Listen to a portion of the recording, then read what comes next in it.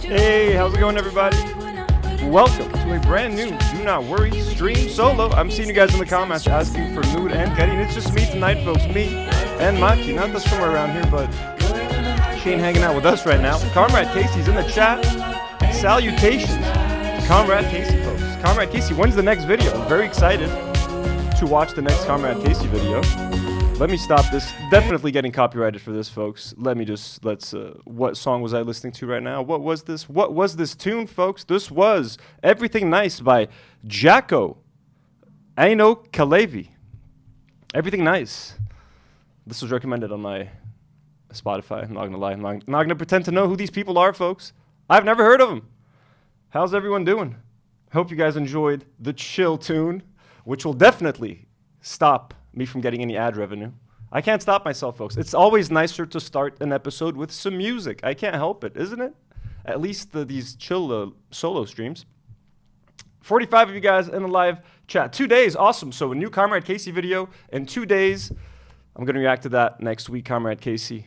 Thank you for the awesome content. We salute you. Again, W's in the chat for Comrade Casey. Welcome, everybody. We're going to be talking about Creator Clash 3. Also, by the way, I'm coming to you guys from Lebanon, so please expect any and all technical difficulties to occur from losing power. Potentially, like the connection. I have to use 4G, which I'm running out of, by the way. I get 100 gigs a month of 4G, and I've been flying through that shit with these live streams.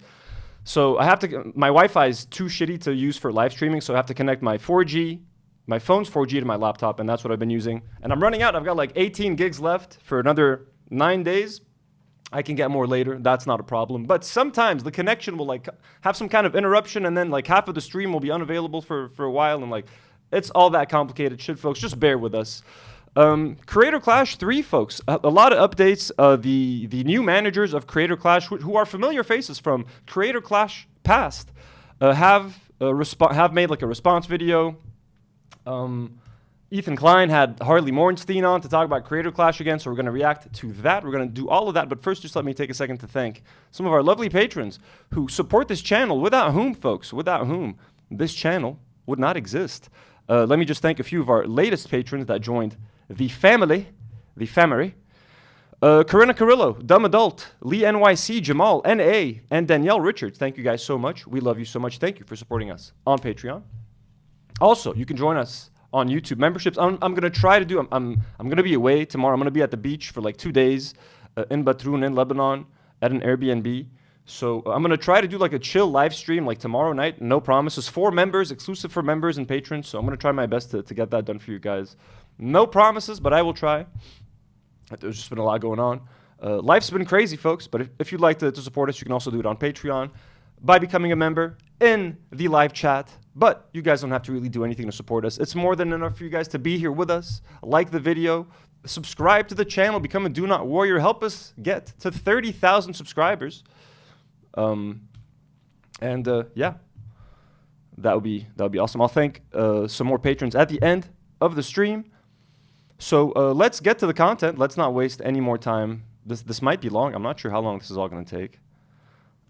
Also, next week, just before we get into that, next week, folks, we are going to be premiering a brand new edition of the Do Not Worry podcast, movie edition. We're going to be talking about all sorts of movie news, TV news, movie reviews. It's going to be me and the crew. We're going to try to do it once a week, and if you guys like it and if it actually becomes a thing that you guys enjoy on the podcast, I'm going to try to spin it off into its own channel because it's just very different than the content we do here. But like, it's going to be a movie show, folks, where we're going to talk about movies. We take your questions and stuff like that. It's going to be super fun. It's going to be random, very different than what we do here. But I want to try. I'm going to be doing more streaming. I'll let you guys know why soon. Daddy might be unemployed soon.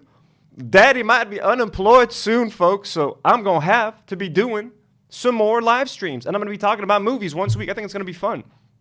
So look forward to that on Tuesday. Hopefully, that's the plan. Tuesday, I'm going to try to watch the live-action Lilo and Stitch this weekend to give you guys like a comparison with the original, all that sort of shit. It's going to be fun, hopefully. So anyways, the crew will be back next week for maybe 2 streams, hopefully. Anyways, it is time to get to, first, before we get into the H3 stuff, let us watch the Creator Clash management talk about the new event, etc. We're going to hear it from them before we get into Ethan's distorted version of everything. So let's hear what the actual people behind the event have to say. Maki, say hello to everyone. Maki's taking a nice little nap. 146 of you guys on this chill Saturday night. I got nothing better to do on this Saturday night, folks. It's 8 o'clock Saturday. We're just chilling together, doing this.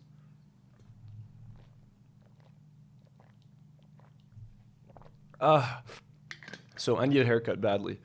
I'm so thirsty. Okay. Let's watch the managers. Let's watch the Creator Clash video. Boom. Let me know if the audio is good, please. If the audio video is good from if it's too loud or something. Nobody brought boxing gloves to punch me in the face. Oh, I should have. Blah, blah, blah. Bob Vorn, can you buy someone falafel and interview them as a video upload? You mean while I'm on vacation? Thank you, Bob Vorn, for the 5.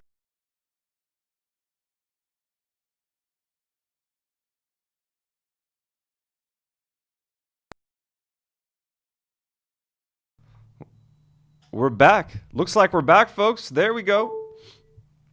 At least this all happened before the video really started. I gotta go turn my lights back on. The joys of living in the Middle East. I love it.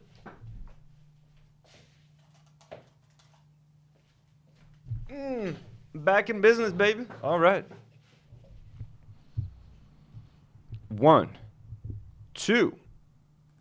Nobody brought boxing gloves to punch me in the face. Oh, God damn it, happened again. I should have. Hello? All right. It keeps switching on us, folks. It keeps switching on us. Okay. Lebanon, don't embarrass me in front of my 168 live viewers, please. Sheesh. All right, we're back, folks. We're back. We're back again.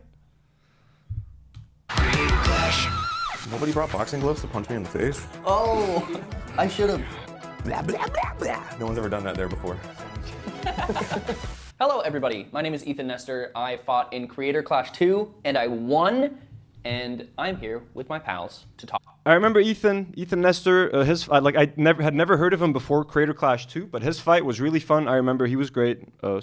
And also Alana, I'm a fan of Alana from like the IGN days. Like I play video games, so I know Alana from the world of video games. I hated her fight, not gonna lie. Her style, Alana's style of fighting, I did not enjoy, but she's great. Like I'm a big fan of hers, so it's nice to see the two of them here. I forgot his name, Aaron? Is the flashlight still on? No, it's off, it's off. Flashlight's off, folks. The good Ethan, that's right. Talk about Creator Clash 3. Yes, hi, I'm Alana. I also fought in Creator Clash 2 and won by a single point, still counts. And I'm Aaron. I fought and lost and then fought and won in Creator Clash. It was like a Rocky 2 moment. Yeah. You lost in Rocky 1, but you won. Yeah, 2 was a big comeback for me, so I appreciate that. And I'm also the co-founder and co-owner of I was reading this. I missed his name. What's his name? Yeah, 2 was a big comeback for me, so I appreciate that. And I'm also the And I'm Aaron. I fought and lost and then fought and won in Creator Clash. It was like a Rocky 2. I remember his fights. His fights were fun too. He's a nice guy. He fought against Harley in Creator Clash 1. It was a huge mismatch. Creator Clash 2, I can't remember who he fought, but like he made a lot of progress. Manus Arcade sends $10. Do Not Worry Podcast, can you do the Fast for Gaza challenge? I left the link in the Discord and raise awareness for the Free Palestine game Dreams on a Pillows Raising Money releases next year. Link Discord. I will look into that, Madness. The Fast for Gaza, I will try my best, definitely. Let's see what's up with that. I'll check the Discord. Nour, please remind me whenever you can. Madness, thank you for sharing that link and for bringing that to my attention. And thank you for supporting us with $10. That means a lot, really, supporting us on the channel at that level. Everything helps. We love you guys so much. I will check that out for sure, and I will do what I can to participate. Discord raise money. We will, and yeah, the pills, everything. We're gonna look into all of that. Yeah. You lost in Rocky 1, but you won. Yeah, 2 was a big comeback for me, so I appreciate that. And I'm also the co-founder and co-owner of Real Good Touring, who has been the production partner for Creator Clash since the very beginning. There's a lot of things that we want to talk about, but first and foremost, we want to announce that Creator Clash 3 is moving dates and locations. October 25th, 2025 is the Game new Grumps date for Creator Clash. And so that's the new. They have a new date. Out is taking place at the Hollywood Palladium here in Los Angeles, California. Well, thank you. Wow. We don't have hype men. So October 26th, and I checked because I already bought my pay-per-view ticket, and I was joking last time, like, I want my refund. You know, if it doesn't happen, like, I mean, if the event was canceled, I would have liked a refund, obviously. But it's not canceled. It's been postponed. I still have. They said I have the option to get a refund. I do not want a refund. I'm excited to watch it, and I checked the application, and the date has like updated to October, so all is good. I'm gonna have access to it. Excited to watch it. Yeah, so all is good on that front, folks. With that comes a couple questions about ticket sales. A lot of people bought tickets for the Amelie Arena show. All those will be refunded. We will be updating you on when the new tickets will be on sale. If you bought pay-per-view tickets, those still stand, but if for whatever reason you would like a refund, they are offering that as well. I'm excited to have it here too. There's so many people on like this side of the country who haven't been able to make it, who now can make it. And Yeah. also, we're hosting it now. We are Crazy hosting it. because we live here. Alana I'm and guessing it's a slightly smaller venue. The one they had in Florida was maybe a bit too large, seeing the amount of tickets they were selling. It would be smart of them to maybe switch to a slightly smaller venue, make it a bit more affordable, a bit more manageable. Doesn't have to be that expensive, less anxiety, less. I mean, I'm also, by the way, we're watching boxing stuff today, so I got my Hajime no Ippo t-shirt on, and I got my boxing gloves over here, folks. This is a boxing-themed night with Creator Clash. I will be hosting the pre-show. Yes. We'll have some goofs and some gaffes. It's gonna be super fun. Yeah, it's going to be great. But yeah, today we just wanted to make a video to clear up some questions that people have. You know, it's been kind of rocky communication-wise the last couple of months, and so we just wanted to sit here and clear a bunch of things up. So let's get to it. Yeah, so one thing that I misunderstood until talking to you guys at Real Good Touring was I thought that Ian and Anissa had like stepped back, but I thought that meant they were still involved. They've actually stepped down. So yes, Ian and Anissa have stepped down completely. There's no creative involvement, there's no financial involvement, there's no ownership involvement. They completely gave their stake to us, including their financial stake they actually dispersed among $5 and says, friendly reminder that good Ethan is Markiplier's friend and bad Ethan has made disparaging remarks about Mark. Exactly. We love Markiplier here, and yeah. Anyone who talks shit about Markiplier is an enemy of the show. Hell yeah, Claudia. Viva Mexico. Let's go. fighters, which is very cool of them. Their stake to us. By the way, is the audio okay? Please tell me if the audio is okay, because it Financial feels low to me. I'm going to raise it from maybe my TV's low, or Aaron's volume is super low. There's no ownership involvement. They completely gave their stake to us, including their financial stake they actually dispersed among the fighters, which is very cool of them to do. Throw your questions in Aaron, Yes. basically. Yeah. Yeah, obviously you have to can yell acknowledge, at me now. we have to acknowledge that they, set the foundation for this event. And Yes. it started out with such a positive mission statement. That's why I wanted to be involved in the first place. It is such a cool idea. A bunch of creators getting fit, Yeah. punching each other in the face, and it's for charity. I feel like the message is so inherently positive that it's a shame that it became this dramatic internet thing that it never should have been, and I'm just very glad that attempts are being made to fix all that. Yeah, I think one of the biggest questions that people have is about how the event was run in the past and what is going to be different about it now, because obviously the first year was crazy successful. There was over $1.3 million raised, and so that was incredible. Second year, we upped the stakes, we made it a little bigger, and unfortunately it did not pan out in the way. And that was crazy. The $1.3 million raised, no one can take anything away from that. That was an amazing amount, you know what I mean, that they raised. And again, both events are amazing. I watched both of them. Huge fan of Creator Clash. That we wanted, and there was no money raised for charity, Yeah. which was so heartbreaking, especially fighting in it, putting all of that time and energy into doing this thing. And I know for a lot of us, especially you, Alana, you are always doing charity stuff, and to put yourself in the ring to fight, a big reason that we did it was because it was okay, it's for a good cause, it's for charity, and then when you go and do it and no money is raised for charity, that sucks. Yeah, I've been pretty candid with you about this, Aaron, about how disappointed I was and how burnt I felt by it. And I was talking to a separate fighter who's not in the room about this just yesterday. It was you work so hard. I had a family member who was in the hospital with cancer at the time, and the thing that kept me going, that stopped me from quitting and just going to be with them, was I was this is for charity. You're raising money for charity. You're raising money for a good cause. You got to keep going, and it was so hard. And then when I found out that we didn't, I think I cried. I was so disappointed that. Yeah, and that sucks. The fact that Creator Clash 2 failed to make any money. I mean, Ethan will talk about that cynically, and he'll use that cynically. But hearing it coming from the fighters, I do understand why it upsets them. Again, I talk about it all the time. Training for boxing is very difficult. It's extremely exhausting, especially when you're doing like a training camp right before a fight. It's like the most intense kind of training. You know what I mean? It's nonstop, once or twice a day. You're watching what you eat, etc., all that sort of thing. So, of course, it was sad for the fighters, but I mean, I know iDubbbz did do a separate live stream fundraiser later to try to make up for that, and I get it. But like, yeah, mistakes were made in the managing of Creator Clash 2. The creators themselves have said it. You know what I mean? Like Ian and Anissa have like both owned up to it. It's not like it's anyone's denying it. So, and it's just nice to hear from the fighters themselves.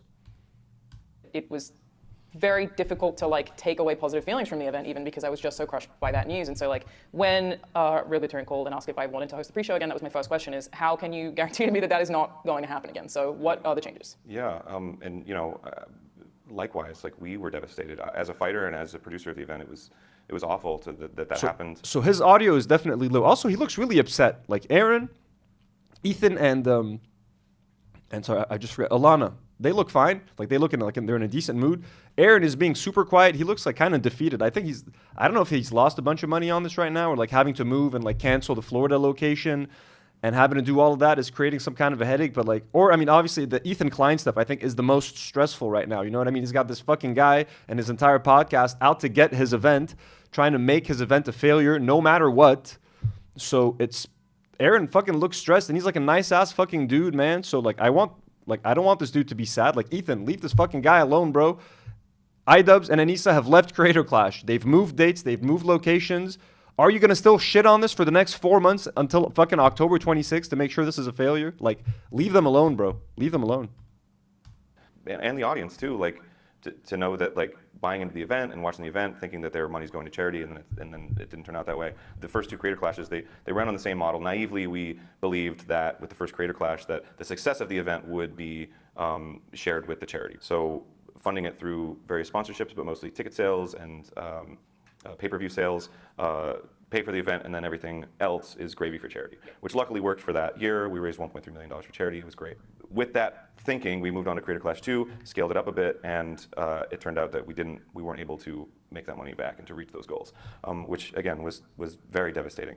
So going into Creator Clash 3, we've completely restructured it. So all of the onus is on us to pay for the event, to produce the event through our partners, through our sponsors, and we will be doing a traditional fundraising through Tiltify. It's running right now. You can donate it to it right now. We've already raised $238,000, which is $238,000. Honestly, that's pretty fucking insane. And I know what Ethan's gonna say. It's not even a real fundraiser. Like, the event is a for-profit event, and they're just doing a separate fundraiser that anyone can do at any time. Ethan, the way it works is that the event, you know, hopefully if it brings a lot of eyeballs, it brings more attention to the charity, to the donations. More people are likely to donate to this donation link that you can set up at any time. But using a massive boxing event with a whole bunch of different creators and YouTubers and Twitch streamers, etc., to promote it is going to have a lot more people donating to it. It's already at $200,000. The event hasn't even happened. You can imagine they're gonna. I've watched this already. They're gonna say later that their goal is to get $1 million, and I think that they can do it. So. Okay, would I have liked, I paid like around $20 for the pay-per-view. Would I have liked the thought that like, yo, part of my $20 is going for charity? Sure, that would have been nice. But also I can think of it as in like, the fact that I'm paying $20 is ensuring that their event can happen. The fact that their event can happen is going to encourage a bunch of people to donate to charity. You know what I mean? So it's not that bad. Sure, in Creator Clash 1, when I paid for that ticket, part of that money went directly to charity. That was nice. It made it clean. Now I have to technically buy a ticket and then donate on the site, but I don't technically even have to do that. Just buying the ticket ensures that the event can take place. Everyone can pay all the bills necessary for putting together the event. The fighters can get paid, and then it can raise awareness to this other charity on the side that people can donate as much money as they want to, whether they want to donate 100. Also, like, donating just by buying a ticket limits how much money someone can donate. What if someone wants to donate $1,000? Having a link on the side where people can donate is great. It's fine, okay. Stop making such a big deal out of it and trying to find any reason to be upset with this.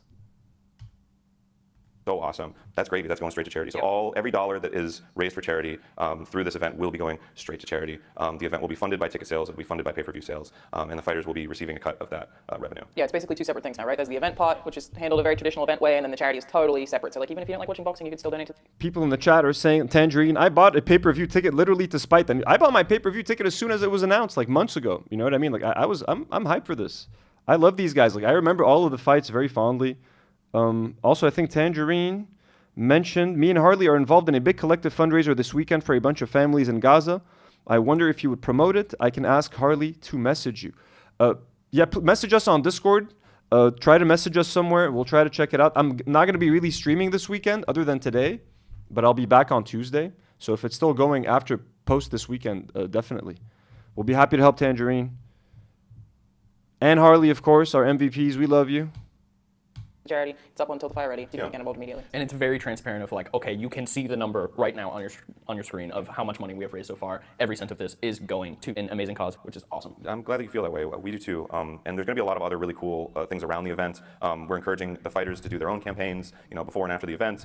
All these efforts are not going to be wasted. If it's happening this weekend, like right now, send me the link on Instagram, like we did last time, and I'll put it in the live chat, or send it to like the Do Not Worry. Yeah, send it to the Do Not Worry live chat. Either myself or Nour will put it in the live chat.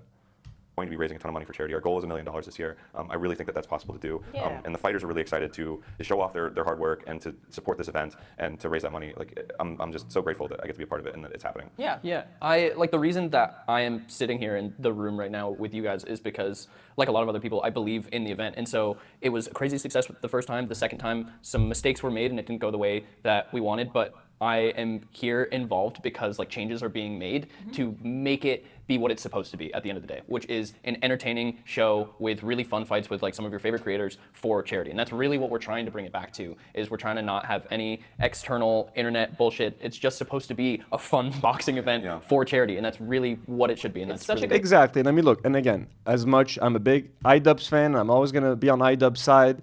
The content cop and the drama with Ethan, even though it was iDubbbz, and complete right to respond to Ethan, to make a video about Ethan after everything that Ethan was saying about him and Anissa. Absolute, every right to. But the reality of the matter, the fact of the matter is, it was distracting from Creator Clash. Anytime someone would talk about Creator Clash online, on Twitter, all anyone would talk about was Ethan and iDubbbz. Sadly, not that that's going to change. The fact that, because all these fucking H3 fans now are fucking trolls. Even with iDubbbz leaving the event, even with Anissa leaving the event, you're still going to have these fucking assholes. Anytime someone talks about Creator Clash online, they're going to be like, oh, but what about iDubbbz? Where's the money? What about OnlyFans? Yeah, but it's like, you can't get away from that, unfortunately. But I think moving it to October is people are gonna forget about this a little bit. The temperature's gonna go down.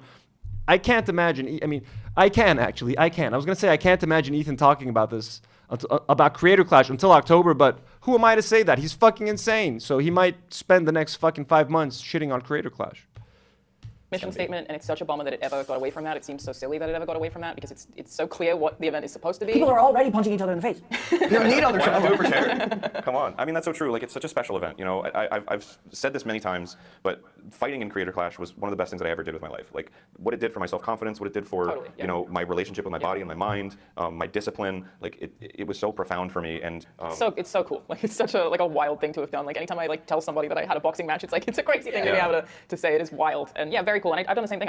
I had enjoyed watching boxing, but no interest in trying it, and then did it and trained. I have punched both of you in the face actually, which is great. That's a huge positive in my opinion. And again, if you guys, a bunch of people I know. Creator Clash 1 and Creator Clash 2 are fully available on YouTube. You guys can watch them. I've considered doing a react to those, like watching them. They're very long though, that's the thing. But I don't know how many of you guys would be interested in watching that with me, streaming all of Creator Clash 1 and 2. But if you haven't seen them, like right now, just got Sunflower Dragon, very generous, sends $5 and says, I don't care a thing about boxing, but I bought a PPV ticket and donated to Knockout Cancer because fuck Ethan Klein. Hi, Anthony in chat. Thank you so much. And Sunflower, I recommend you watching Creator Clash 1 and 2. They're available in full on YouTube. They're super fun. And you're going to get why it's such a nice and special event. It is unlike any other influencer boxing event. So do check it out. And if you guys are interested in me doing reaction to those, I will try to react. A couple of you guys are saying that would be cool, but yeah, that would be super long. Okay, Nour has the donation link right down there. She's gonna pin it as well, so you guys can donate to Harley and Tangerine's charity. Back to the video, folks. Let's get done with this and get to H3. Whoopsie. Start boxing too because it's such good total body fitness. But as said, it's also really, really hard. So we have to give a shout out right now to the fighters who are training right now. It's a bummer also for them that they maybe have felt a little awkward recently about promoting the event and talking about it. And we want everyone to get back behind them and recognize how hard they're training and how difficult it is to do It this is at all. so insanely hard Yeah. training for this event. You are not only obviously working out every day, but something that people don't think about is they think, oh, you're going and training for an hour or 2 hours or maybe 3 hours out of your day. And they just take that one little time. It is all life consuming because you are exhausted, you have to watch what you eat, you have to do all of this stuff. It's a huge mental game. Like not only coming to terms with the fact that you are going to get hit, but as somebody who is not a violent person, like being okay with hitting somebody else, it's a huge mental stress. And so He's right. I had a when I started sparring and boxing, I still apologize most of the time. When I hit someone in the face, I'm like, I'm sorry. Like, it's so fucking weird. If you're not used to hitting someone in the face, if you're not a violent person by nature, smacking someone in the face is fucking weird.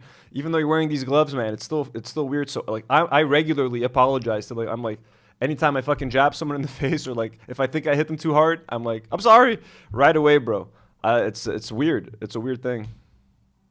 Do you remember that time you punched me and I immediately fell to the ground and vomited? Yeah, and I still feel really bad to this day. It was really not great. It's okay, it wasn't your fault. I think people forget because they just see maybe some like Instagram photos or whatever of what Scoop is asking, what's your take on the 34%? I think they're going to talk about it in a bit, so we'll get to that.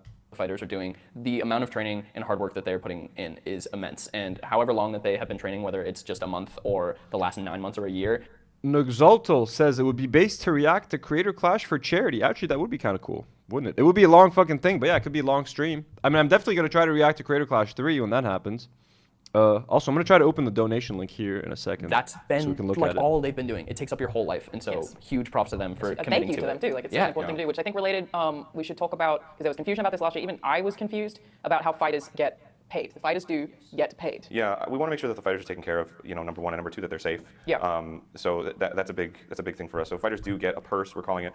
It's basically funding for training. It's essentially a reimbursement. Yeah. It was frustrating having people think that we got paid for it. Basically, the fighter's purse was for. I mean, the fact that they have to make this video is a bit sad. Like they're just having to argue all this like Twitter drama nonsense. You know, all these rumors like the fighters are getting paid. It's like, you know what I mean? Like they just have to sit here all sad and like explain themselves. I mean, the communication hasn't been great. I would say they've been kind of vague, but they've just been going through so much, and with the constant harassment from Ethan Klein and all that shit. Like, can you blame them honestly?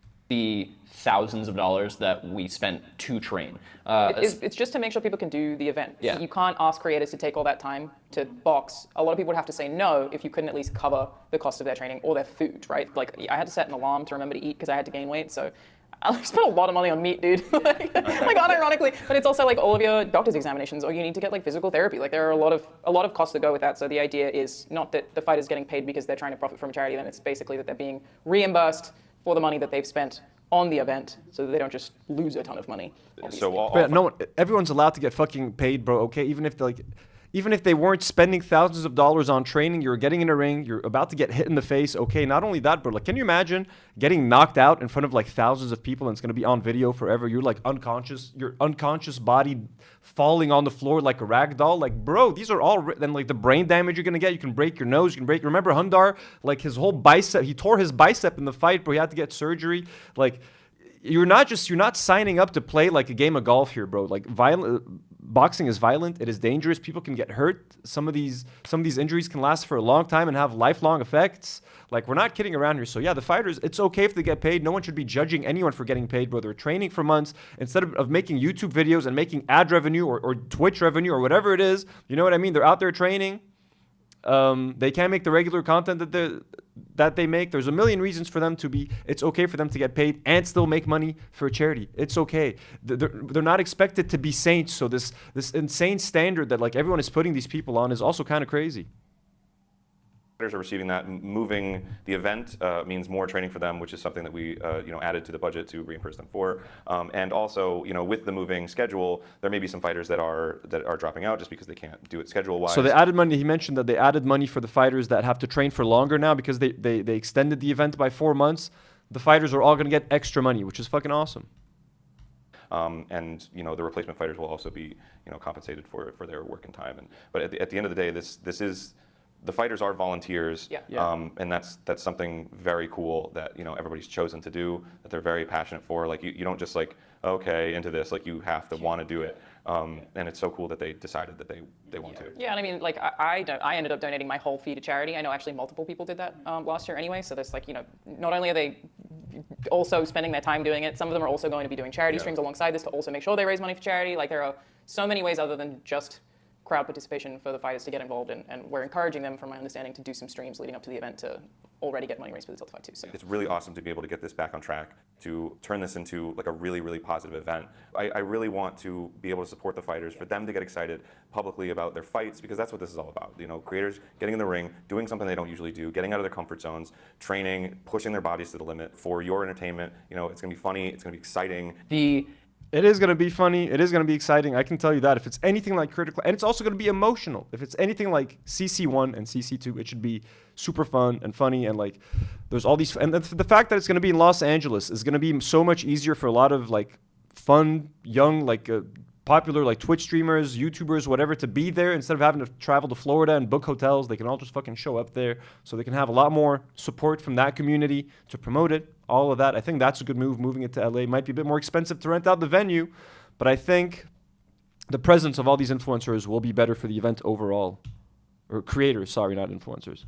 Energy in that arena in Creator Clash 2, and I'm sure in Creator Clash 1, was unreal. Yeah. And like, though that moment was such a highlight of my life, I've never felt energy like that goosebumps before. now that you're talking about it. It's crazy to think about. Just So hearing everybody and seeing how crazy excited everyone was, and it was just such a positive vibe being there, and that's what it should be. It should be a fun, entertaining event that raises money for an amazing cause. Yes, so that's what we're bringing it back to. We're super excited to do it. Ethan and I are going to be hosting the pre-show. It'll be very fun. We want to get you hyped, get you excited. We want to make you laugh, and we want to raise money for a good cause. That's the whole plan. The fact that they're going to host it is also nice. Get someone, like, keep it in the family. You know what I mean? Keep it in the family. The fact that we lost iDubbbz and Anissa, like, I don't like that. You know what I mean? I love iDubbbz and Anissa. I wanted them to be involved. I think the event loses something with them not being involved. But if they're going to leave and you're going to need to put a new face to the event, keep it in the family. The fact that it's Ethan and Lana, they've both fought at Creator Clash. They're beloved personalities online. They're mostly, and they're not problematic in any way. You know what I mean? They're safe. Aaron seems like a sweet guy. You know what I mean? His production company produced the first 2 events, so he knows what he's doing. It seems like it's in good hands. If I were to judge as a paying customer, someone who's paid for the pay-per-view, I do not want a refund. This looks like the event is in safe hands. I trust these people. I think they're going to put on a good fucking show. I think they're going to find some good replacement fighters. Okay, so let's fucking do this. Aaron, where and when is it? It's at the Hollywood Palladium in Los Angeles, California, October 25th, 2025. If you can't make it to the live event, you can Smile, Aaron. It's going to be okay. He seems so sad, bro. You're going to be fine, Aaron. We're going to support you guys. Don't worry, man. Be okay. Look at that. Look at that little pretty smile. Yes, Aaron, where and when is it? It's at the Hollywood Palladium in Los Angeles, California, October 25th, 2025. If you can't make it to the live event, you can buy pay-per-view tickets on Veeps. It's going to be an awesome event. We're going to blow the roof off. You know. Bro, it's I feel bad, dude. He's so fucking stressed. You know what I mean? Like, he seems worried. He seems sad about this. Like, all of this negativity has like brought these people down, bro. And that shouldn't be happening. This is a fun event. It should be fun. So give it 4 months. I think that's a good decision. It sucks for the fighters that have to keep on fucking training, because I'm sure they were looking forward to just being done with that and having a slice of pizza and a donut. But hey, keep training. It's gonna be worth it. But leave these people alone, bro. Stop talking shit about Creator Clash, man. Okay, let these people fucking raise some money for charity. Island Life has a comment, says, I have no issue with them being paid, but I will say people who actually fight spend years fighting amateur with no pay while working full-time jobs. Influencer boxing is disconnected and privileged. Well, I mean, of course. Most actual boxers are like poor and are fighting to like get off the streets and like don't really have another choice. And like the whole boxing, the way people make money off of boxing, it's pretty fucked up, the way the money is divided up and shit. But I mean, look, if you're an influencer and you're making money and you're going to stop making money for a while, it's fair to be paid. You know what I mean? Most boxers would want to be paid. Amateur fights should be paid. The fact that they're not paid doesn't make it right. You know what I mean? Anyone should get paid for getting in a ring and getting their face bashed in, especially for entertainment. So I think the problem isn't the influencers getting paid. It's the other boxers not getting paid. I think that's what's wrong with the situation here. Veronica H. Song sends 9 shekels just to be supportive. Thank you so much. This very cute super sticker. Veronica is the greatest person living in Israel today, folks. Veronica, you're a good one. We love you. Thank you so much. An anti-Zionist, fucking rebel. W's in the chat for Veronica, folks. She knows what's up. She's on the good side. Let's switch. Oh, this is almost done. Cancer in the face. Let's do it. The biggest bully of them all. Take it down. Let's go. We'll see you all there. Oh, yeah. Thanks, everyone. Let's go. All right. Let us get to H3H3 with Harley. We're going to watch this at 1.25x speed. Sorry again, guys. A trigger warning we're going to be looking at Ethan Klein and Hila Klein. Let's go. I love Tesla. Oh, first. Let me just open up the donation link that was sent. Let's take a look at that real quick, shall we? Can I check that out here? Yes, I can. Yes, I can. Just full screening. Sorry, guys. My laptop is it about to explode? Looks like we're still okay. Here is the donation link shared by Harley and Tangerine in the live chat. This is Spot Fund. There's a $20,000 goal. You guys are crazy, man. Harley doesn't stop raising money for charity. So, I'm sorry if I accidentally dox anyone who donated. Direct aid for Palestinian 70-plus families, folks. So now we're going on to help more families, a lot of families. The link is pinned at the top of the live chat. We're also going to add it to the description once this video is published. Okay, our mission, this is started by Brittany Gordon. Our mission, we are a group of volunteers from 12 countries who have developed personal relationships with our families in Gaza. We have been supporting these families for months and some for over a year. We are collectively raising money for over 70 families and 2 mutual aid projects. Research consistently shows that direct aid, giving money directly to people in need, is one of the most efficient, flexible, and impactful forms of humanitarian aid. We are now entering the fourth month of the blockade on Gaza, even though a handful of aid trucks have been permitted to enter. Obviously, that's bullshit. That's nothing. This has not changed conditions on the ground. There are still several shortages, severe shortages, and everyone is sorry, I can't. I'm just going to maximize this a little bit. There we go. And everyone is struggling to find food. Even worse, the small amount of aid permitted to enter is causing a rise of violence in the starved population. See some of our families. Here are some of the families below. Oh my God, there's so many people here, folks. It's crazy, man. Each one of these people has dreams. There's multiple people in every photo, folks. Like, you can't fit so many hopes and dreams. And Mohsen is here. We see Mohsen right here. So Mohsen is also one of the benefactors. So that's fucking awesome. Our boy Mohsen and his family. So guys, please donate if you can. We got the awesome Sarah Stevens. These are not Do Not Warriors. Hopefully one day they can join the Do Not Warriors. Sarah Stevens, Blair West have been donating. So you guys are they're amazing. $800 out of $20,000. Good luck. You guys are awesome. Harley and Tangerine, thank you for sharing this. Whoever's watching, if you can donate. I know you guys have been donating so much lately with so many charities. Hassan did a charity. Noah Sampson did a charity. There's charities everywhere, and it can feel overwhelming sometimes. Like, how can we give? I know, it's crazy. It's crazy. But people need help, and no one's helping them. So people are taking matters into their own hands. Also people like Harley, and trying to do this. So please, if you can donate, please consider doing so. We would very much appreciate you, and the people of Gaza would very much appreciate you. Now, back to the matter at hand, folks.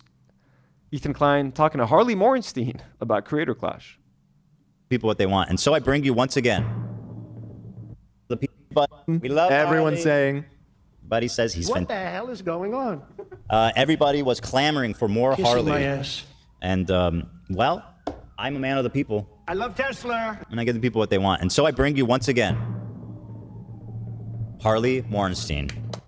Is this gonna be In 2 hours? parentheses, Jewish.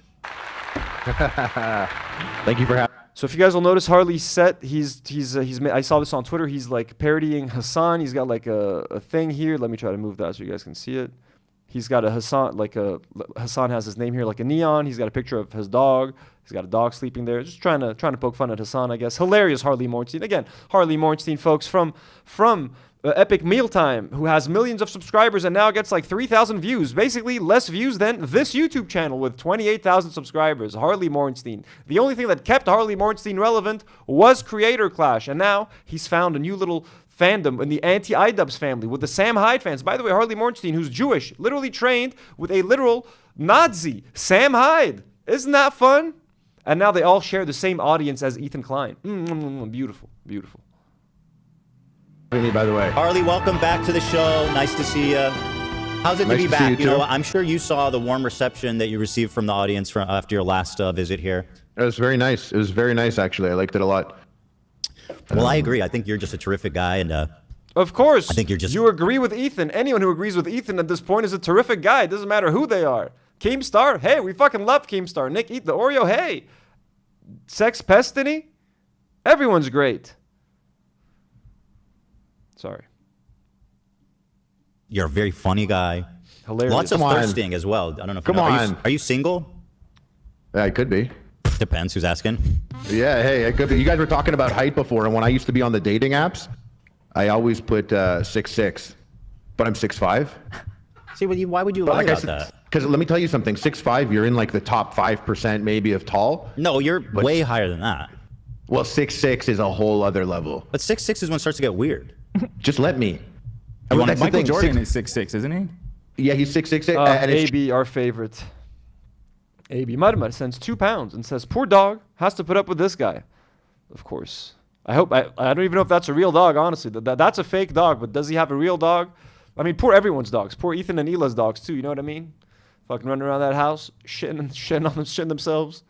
Ugh. at a certain height, like around 6'5", things start to get weird. People wear like big Velcro shoes. Yeah.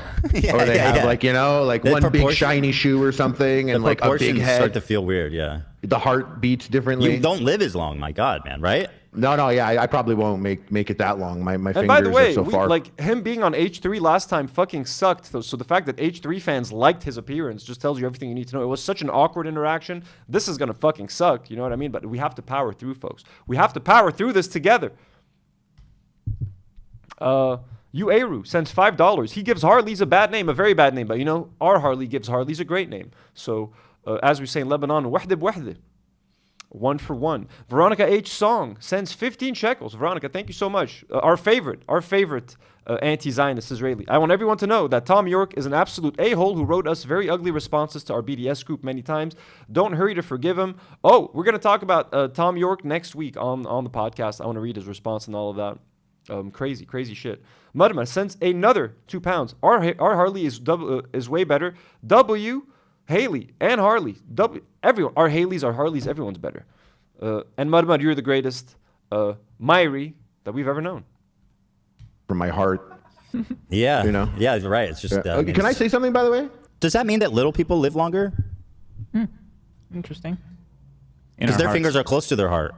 Something to ponder on for sure. Well, we don't have to ponder. Ask ChatGPT. Quick. Go ahead, Harley.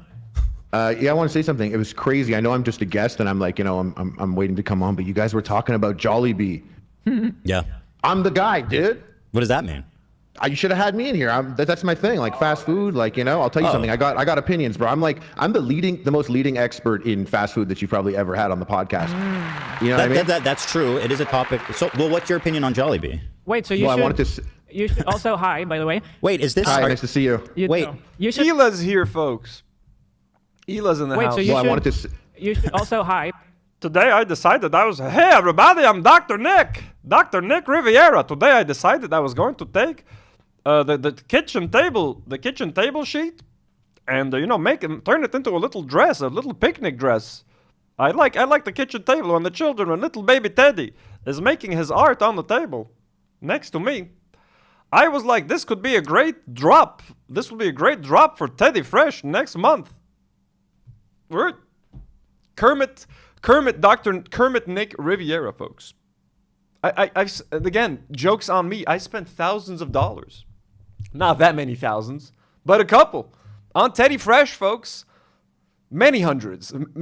I still have a lot of that stuff. I don't know what to do with it. There's like 3 t-shirts that I don't want to get rid of that I like. I just like, they feel good, but like, I can't wear that shit anymore, bro. I can't.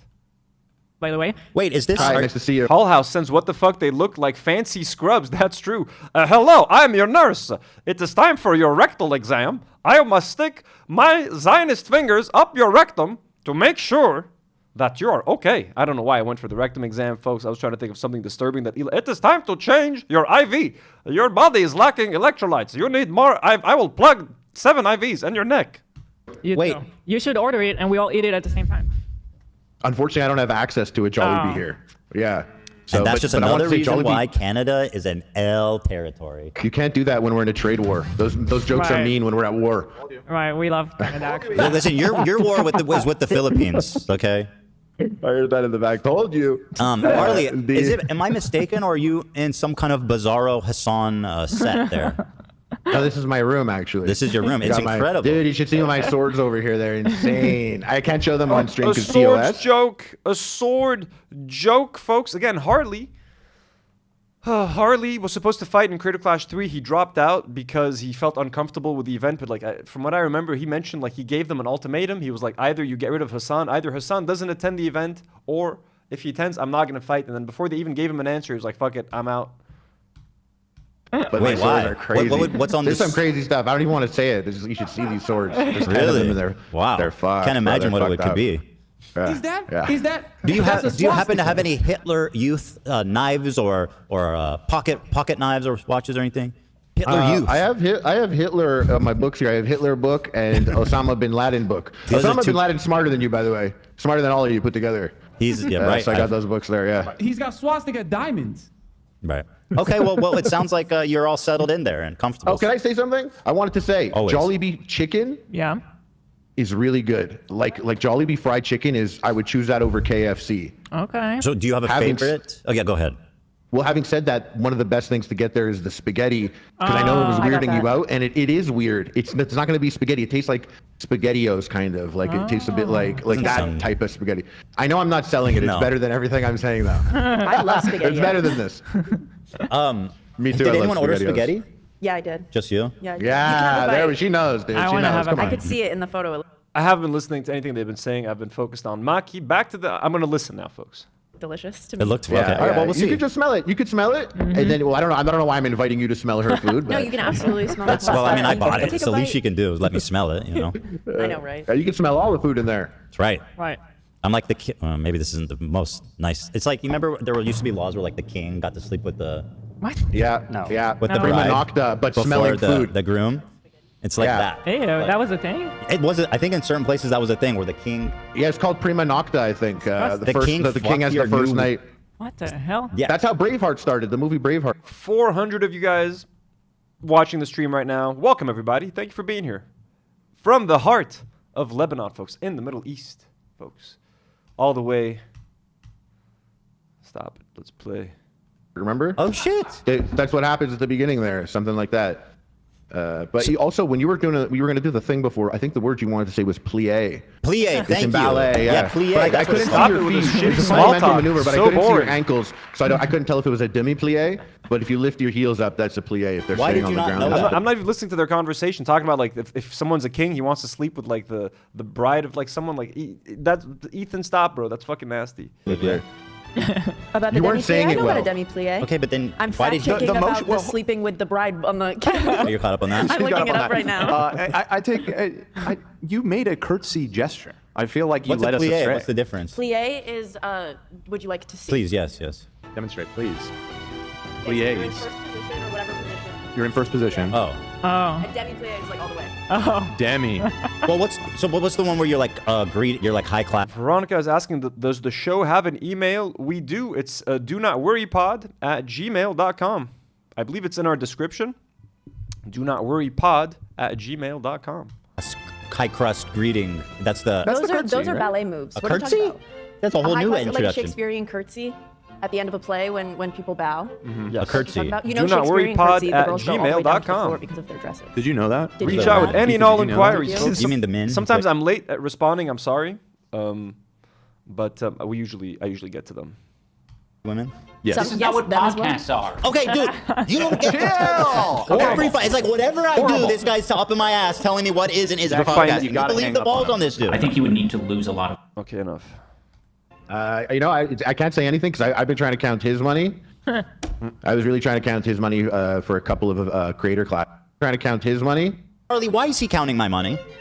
A lot of money. What the fuck do you is a Zach, you podcast? You gotta believe hang the up balls on on this dude? I think he would need to lose a lot of money. What the fuck do you? Why are you counting my money, Harley? Why is he counting my money? You know, I can't say anything because I've been trying to count his money. I was really trying to count his money for a couple of creator clashes. Bahar sends $5 and says, "Hey, long time, but Ethan is still the same pathetic man. I know. We sadly, it's after all this time. Also confused. Was Hassan in the event? I am confused. Hassan was not at the event, but his best friend, one of his best friends, Will Neff, is one of the fighters. So Hassan was going to presumably attend to be supportive, and he did attend.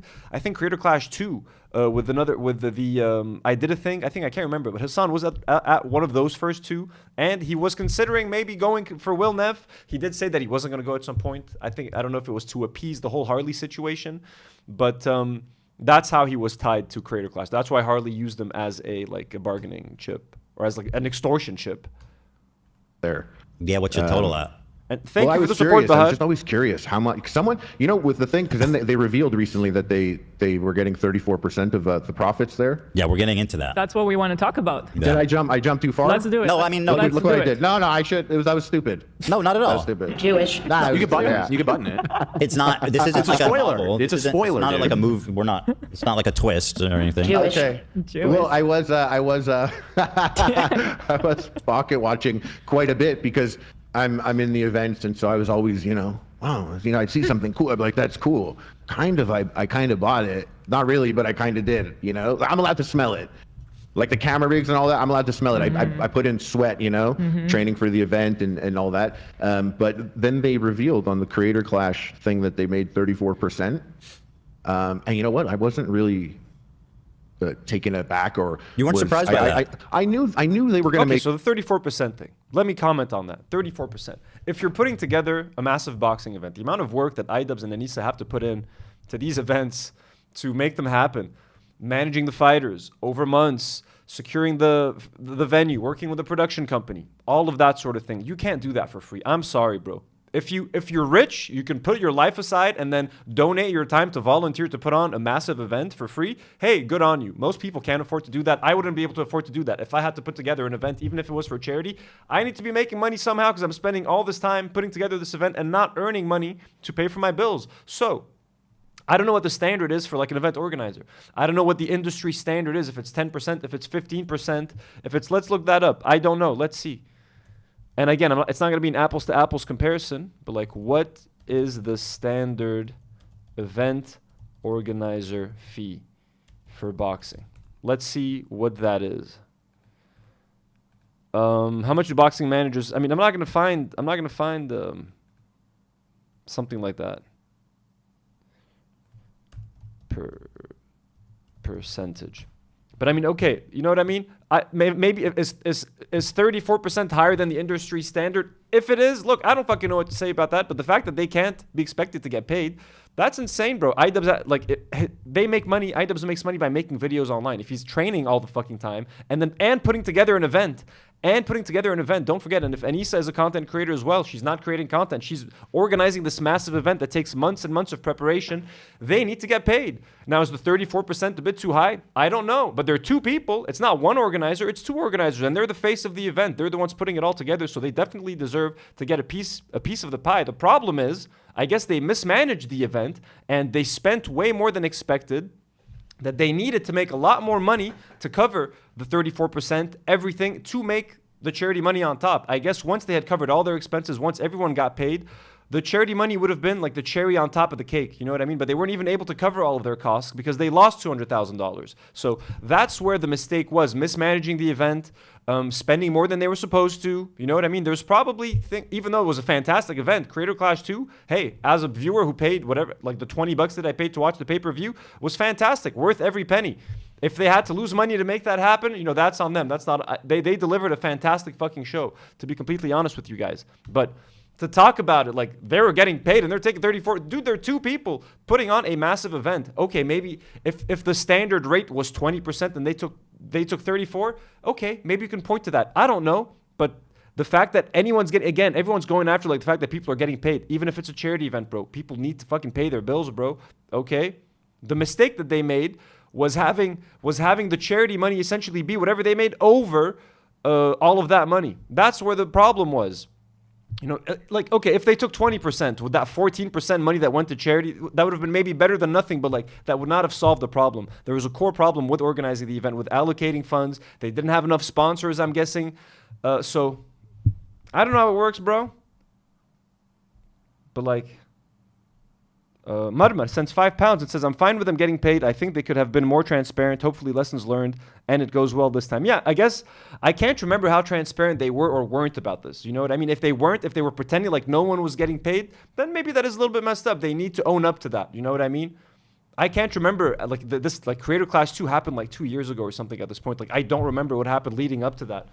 What I remember as a viewer, was I paid for the pay-per-view ticket expecting that part of that money to go for charity. And then I found out after the event that, hey, not only did your money not go for charity, we lost $200,000. So what that tells me is that beyond their 34%, there were just big problems in putting together the event. It seems like they have it under control this time. They're going to try to get more sponsors, etc., to avoid going over budget and losing money. Okay, and they have the fundraiser on the side. It's already raised $200,000. They're aiming for $1 million. All that good stuff. Okay? But to act shocked that people are trying to get paid for putting in work, that's crazy. Money. I thought maybe they would have taken a salary or something. I didn't know how it worked. So that's not outlandish, but I thought it was pretty crazy the Creator Class shared it. Made me feel like maybe they got maybe there's bad blood going on. That was 1,000% a sneak diss. There is no other way to interpret that. They knew it was going to cause a shitstorm. They went completely out of their way to mention it. Here, let me pull it up. That's a really hard question. Shut up. God, I hate her. She's the worst. Yeah, people are saying in the chat that like there's a clip of Ethan telling Ian and Anissa that they should make sure they're making money from the event. Of course they need to make money, bro. Anyone pretending that they shouldn't, I wish I could find that clip right now. It's probably going to be hard right here, but like, you know. Was it on this one? Let's see. Do the fighters get paid? Yeah, here it is. Here it is. So they put out this they took over the website. Okay, finally. They have a transparency Q&A. And at the bottom, do the fighters get paid? Here's what it says. Yes, each fighter received a guaranteed purse to help cover training and preparation expenses. We knew that. Okay. In addition, 20% of the net profit from the event will be evenly split among all the fighters. Okay. Okay. So this is where I'm starting to have a lot of opinion, but okay, go ahead and Well, finish. I mean, if it's a charity event, I don't know why they need to get paid, personally. To me, okay, at this point, what you're describing is not a charity event because I don't see any mention of charity. But then, which is fine, but just don't call it a charity event. But let's say how many fighters are there in total? Like 20? Maybe 18? So you'd yeah.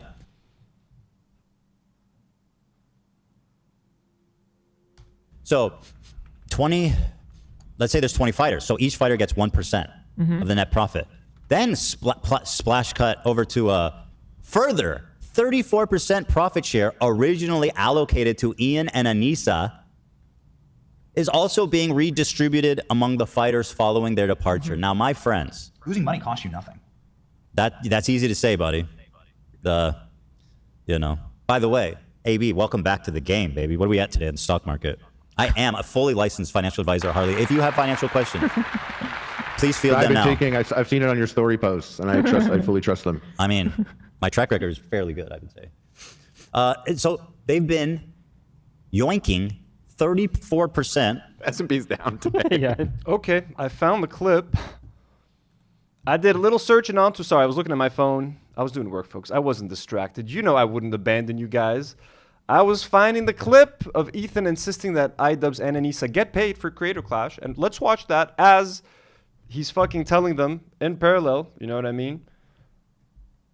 Boom, boom, boom. Sorry, let me get back to YouTube. Did I close it? We still alive, folks? Here, let me just open my Twitter DMs. I think I found it. I'm not sure, but this should be it.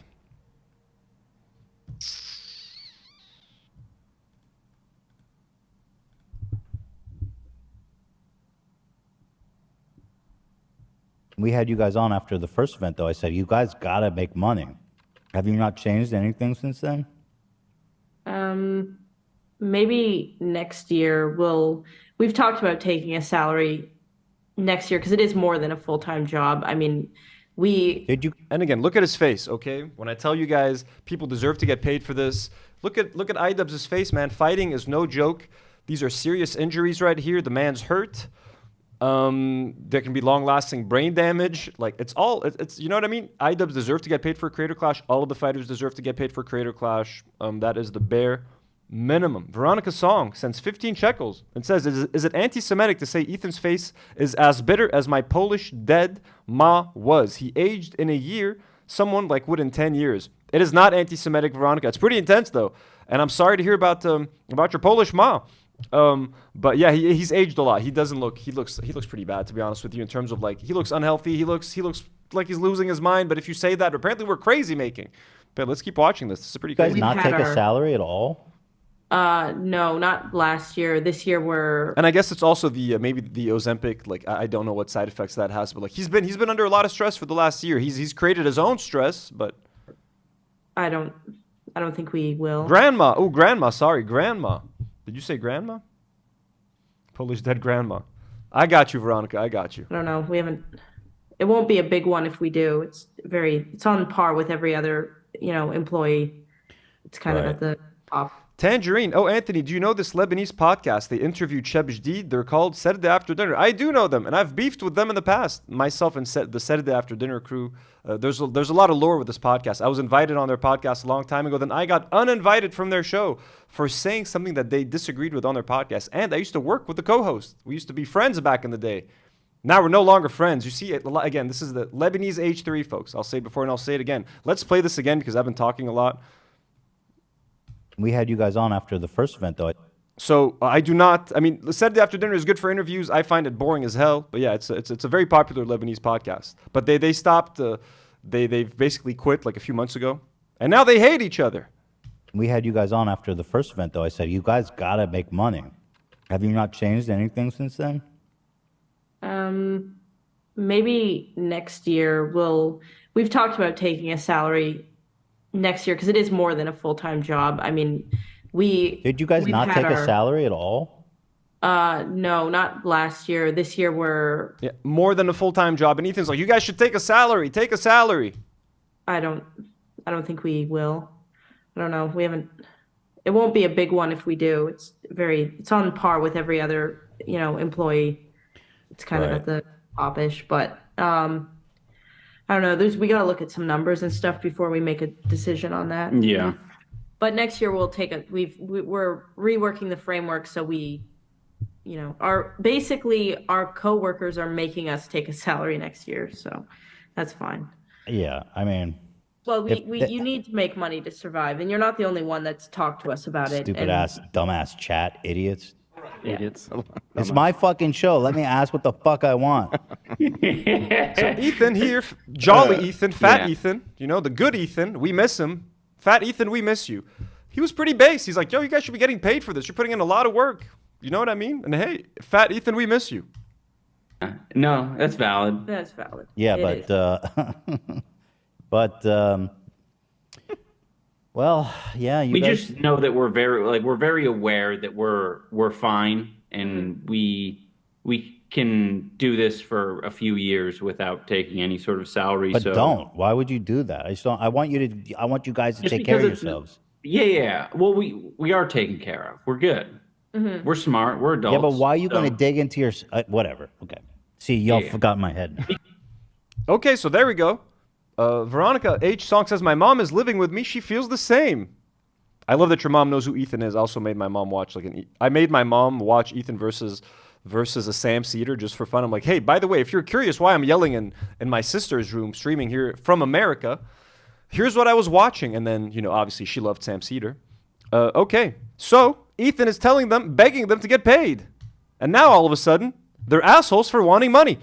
Barely. No, Yeah, but dude. it's just you brought it up. It's So. not, man, you don't know. You clearly don't know what you're talking about. If you're going to look at one day. Well, just you asked how And he by did the way- today, and I'm telling you it's down. I didn't ask what's it at today. It's down in the past 4 days. You know what it's down today? 0.0081%. Ethan, I you am brought so it up, sorry and you it's said, down "Hey, half a AB, point. how you looking?" And then we Okay, looked it up, and it's down. Oh, It's red. Here you go. How about let's pull it out and do it like grown-ups. You know what I mean? Like, He's just saying click overall there. because he's been telling me not to Overall, sell. He it's even a reached long- out to me when I was on vacation. Said, "Hey man, don't sell."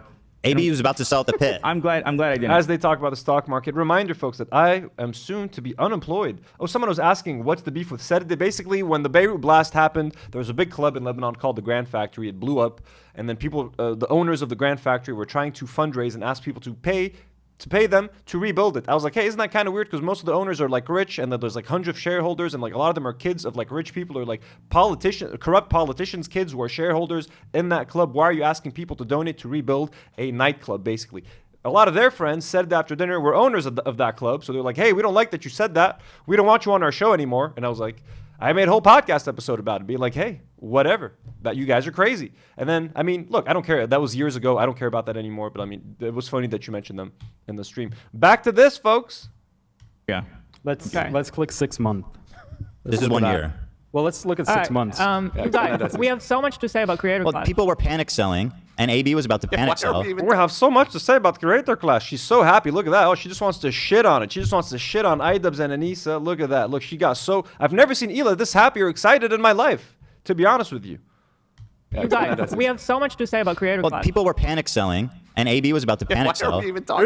Ethan, stop talking about the stock market. I just want to And I talk said, about the hold on, creator brother. class. Like what was You, said in the it's conversation? your fault. It was money. You No, it was the one money. that You just made randomly this brought up no, the stock no, market. I brought it up, but then you made it way worse when you're like, oh, well, it's down today. And that you're challenging my credentials. You asked. Please, Ethan, why are you having a I mean, I don't want to listen about the stocks conversation, but please, I am dying to talk about creator clash. My girlfriend, Anissa, and the way she betrayed me, she did not put out a tweet about CPS. That means I will ruin her life forever. She did not disown the CPS call. Do you condemn CPS? Do you condemn Hamas, Anissa? Do you condemn Hamas? Those are the vibes that it's giving. You asked how it was doing. I did not. Did I ask how was the stock market that day? No, you said That's Not fabricated. specifically, That's but you literally implied rewriting it. history, Anissa. No, you're the one. You're the one. You know what, Dan? I You're just went Anissa. up all of your You're money, Anissa. and It you was need to lose Jewish. everything you Jewish. have. There was for you an to feel- obvious to feel implication justice for this. There was Because an you're obvious Jewish. implication from your Hey, question. I hope you lose everything. The truth, what actually happened, you said the S&P is up, and I was like, oh, let's go. And then I Googled it, and it was Okay. red. And then Not Dan laughed. today. I mean, when I talk about the S&P being up, I'm not talking about. Dude, I don't see said the today. world in blips of one day. I mean, I don't move at. I see things on a much wider, higher angle. You know, I Because move you're like Jewish, I you move move like. slow. That's Then not why do you because I'm ask for Jewish. daily updates? I move like Trent in Lord of the Rings. Honestly, I the take only my reason I time. shake the S&P is because you mention it every show. Every show. And are you invested? You guys, this is horrible. This is not what podcasting You is. want to talk about watches next? I'm heavily invested. Harley, what's on your wrist? I have nothing on my wrist. Fair enough. Except your heart. But it's true. You know Oh, what yeah, I we saw? talked I about saw, this last time. I See, saw- that's a little yeah, embarrassing. Yeah, And we I did. saw Tom Cruise. He was wearing a suit, and his watch was like he had his arm up, and his watch was all down his forearm. It was way too loose. Wasn't not good. it supposed to be? Wasn't it supposed Oh to my be god, locked in? On stock talk and now watch talk? What the fuck is this show, bro? Get to the creator class shit. I ain't got no time for this. the knuckle? Isn't it I supposed to think be locked so. in up here? Some people don't. Oh, Zach wants to talk about watches? Fuck no. That's Tom Cruise's watch. Yes, from what I've seen pictures of. I don't hear you, Zach. Yeah. Noonday day. Anyway, let's move on. It's cheap. It's not cheap. I'm just saying it's normal for a day. I mean, he's Tom Cruise. He's worth like $1 billion. You know what I mean? No. He's also a part of Scientology. Right. So Some ordinary gamer said, "I agree with Ethan. You guys need to look beyond the one day." Ethan's the one who brings it up every day. He's the one that's watching it. I'm trying to tell. I agree I'm so that you glad shouldn't the look at audience it. Who's taking my fully licensed? Remember when that button gag used to be funny? Remember when the button days? Remember that fucking shit when they were making fun of people like Steven fucking Crowder, actual dangerous right wingers and anti-Semites and people who fucking hate Jewish people but that love Israel for some weird fucking reason. Remember those days? Remember when you used to laugh at the button? Now ain't nobody laughing now. This is fully Buddha, accredited you misunderstand the situation. I've heard enough. He just said also, I like a loose watch, which I don't know about that. We might have a problem Muda here. said that? Yeah. Oh, Muda likes Reminder, guys, next week we're launching the first ever edition of Do Not Worry Movie Talk, folks. Do Not Worry Movies, where we're going to talk about movie news, TV news. I'm going to review the Zionist show, The Last of Us Season 2, folks. There's going to be a lot of crazy shit. Join me and the crew next week as we experiment with a new format, talking about movies, TV shows, reviewing movies. I'm going to be watching the live-action Lilo and Stitch next week early to try and get you guys that movie show. Hopefully you guys like it. We're going to try something a little different here. As I said, Daddy's going to be unemployed very soon in a month, and I'm going to be doing a lot more streaming. Let's go. Loose watch. That's. Wait, Muda said that? You may want to Oh, that's my reconsider boy. that. Muda Tahar. Yeah. You like a loose watch? No, I like Muda. Oh, I like Muda too, but I don't agree with that. To me, when I see someone with a watch so loose that it's upside down, I'm like, this guy needs to get a life. You know what I'm saying? When it's upside down. No, that's the OG way. No, but it's not because they want to wear it upside down. It's because it's too loose. But there's some people who wear it on the underside, like old people, really Are old you people. really trying to engage in watch talk right now? Yes, I am. He's taking me there. Can you put up the graphic at least? There's some old people put it on the you have underside. a point. You have a point. I'm not mad at that. What I'm mad at is when it's flopping all over the fucking No one place. likes like that. a Guys, I am You guys, trying we to move have on. like hot sauce here of conversation. That I'm is like trying so. Unemployed arc in the comment. Fuck yeah, but unemployment arc is coming. The streamer, Anthony the streamer, coming soon, folks. Coming to you from Lebanon near you. And yes, the movie. I'm hyped for the movie show, folks. I'm hyped for the movie show. We're gonna have some fucking fun. We're sick. We're gonna diversify from this Ethan stuff, folks. The Ethan stuff is just to get you in, okay? It's just the bait. Come on over here. Come on. Then I lock the doors on you, motherfuckers. I'm gonna lock the doors on you. Gonna make you watch what I want you to watch, okay? This is just the bait. I'm baiting you with Ethan at this point. Burning my hands. I just want to talk about it already. All right, get rid of the graphic. Lose the graphic. You know what, Harley? I am so sorry. You know, No, I I don't bring care. I guests. have This no is why we don't loyalty. have guests. No, I bring them Harley's on. got nothing to do I'm with sorry. something. Don't worry. Harley's not busy. He ain't doing shit. Okay? He ain't doing shit. I'm busier than Harley nowadays. I have more live viewers than Harley does. So what are we talking about? Don't worry. He's got nothing better to do than be here and talk to you on H3 and try to revive his career. And then I have Dan. Ignore him. I have Harley, Love, my apologies. My sabotaging sincere apologies. my I'm host- sorry. Thank you. I'm sorry for I have putting no you loyalty Yeah. to any discussions. I was hoping to come in for some of Olivia's tea. Well, Like, you I are have no gonna get loyalty some. to That's happening anything. a You know what I little bit, mean? yeah. We actually always have. got some So happy tea. you're here. We always got some tea. You know, when we're done with the Creative Clash talk, we actually have. Excuse me. Hila's so happy, bro. She can't stop smiling today. What is up with Hila? Think it's the picnic outfit? She's happy, you know what I mean? Good mood. More goss talk. We do. Okay, that's what I like. So, But on the boxing thing, let's get it out of the way so we can talk yeah. about it. So anyway, so they put out this statement, and this is this statement. What happened now? The Oreo said Mudahar was wearing his fucking Seamaster halfway up his arm. Oh my god, Nick, the Oreo is so funny. The Oreo said this funny comment in the live chat. He's so funny. You should have gotten this tattooed, Ethan. You should have gotten this face tattooed on your arm. This would have been nice, right, guys? You guys like this? Oh my god, Nick, the Oreo just sent us a funny live chat. And Keemstar, look, Keemstar also sent us. Oh no, Destiny's also in our live chat. Ethan and Mutahar and all of the Batman villains. We have the Joker and we have the Penguin is in there as well. Clayface is also in there. You know? The question, was the question a Batman or Spider-Man villain? I think it was a Batman villain, right? It's Man-Bat. Ethan, look, everyone is in the chat. Two-Face in the live chat.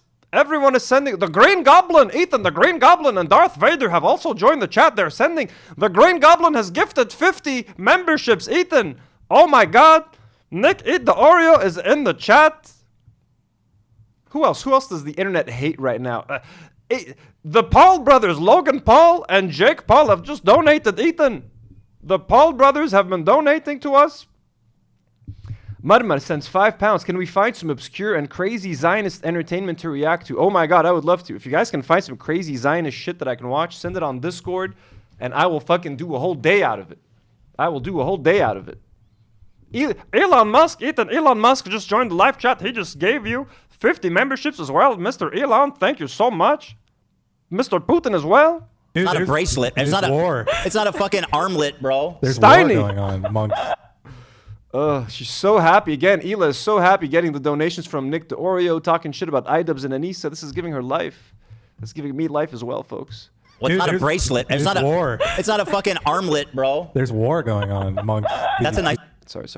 I'm sorry. I want to see Hila happy. So they put out this statement, and this is this statement. What happened now? The Oreo said Mudahar was wearing his fucking Seamaster halfway up his arm. Well, it's not a bracelet. It's not war. It's not a fucking armlet, bro. There's war going on among. That's a nice watch. Okay, and Muda says, I just like a bit loose, so it wiggles a bit on my arm, not enough to flip upside down. Can you send a photo? Can you text me a photo, Muda? Okay, I always Oh my say- I god, they're always say texting with Mudahar, bro. What a fucking show. Literally, the rogues gallery of Batman is interacting with the H3 podcast. Oh my god, Asmongold. Asmongold is in the live chat. Ethan, Asmongold wants to send you a picture of his watch. He also says that Palestinian culture is inferior and they deserve to be genocided. We're pro-Palestine, by the way. some play. You want a little play with it. That sounds like what Muda said. A little play. Little play. Not if the fucking. It needs to be on the. I forget the name of this. Put the graphic back up. Listen, we don't need to argue. awful. No, take the graphic down, Avery. You guys can talk about watches however much you want. And then the second me and Dan joins the conversation. I'm trying to move on. I'm so sorry, Harley. Harley, I'm sorry. Take the I'm graphic sorry. down. Muda, send us a photo. We don't need to argue. Luke We'll pull up the Zolto photo. sends $2. Colleen Ballinger will be their new friend.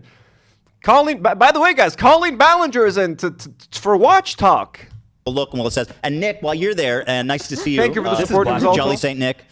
the divine, the new pope, send in. I don't know what you Oh, wear. he's the new American Pope. I get it now. Yeah. So send it in. So you both send photos, please. I'm not in touch with Nick, so you text it to Harley or Muda, and they text me. You guys can give him my number too. Nick's on Someone my- send Nick the Oreo Ethan's number. Of course, he needs these fuckers on speed dial. Mudahar, Nick the Oreo, Keemstar, everybody speed dial the fucking Dark Avengers, bro. Nick's on speed dial.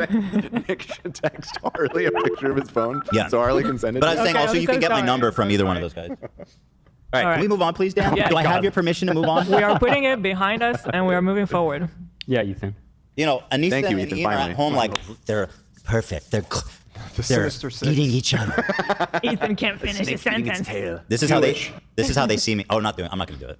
I was gonna do the Jew thing, but people would use that in bad faith. They found a couple of really groundbreaking discoveries through that experimentation. Seriously? Seriously? Which experiments? Which experiments, Anissa? Say it. Say it. Which experiments? Stop arguing with the soundboard. I'm so glad we got back on track, guys. Say it. Be brave and stand on your As shit, terrible as the Anissa. Holocaust pull up was, the video. obviously it was horrendous. Sunflower Dragon sends $2. All this comedy about their Rolex is gross. I know. People handicapped. Isn't it hilarious how rich they are and what watches they wear? So funny. Twins, and they're obviously Jewish. Muda texted you. I love how Liz, it's like the Jew thing. Yeah, that's. hey, Ethan's Jewish. He could say it. He could say the Jew thing, and it's okay.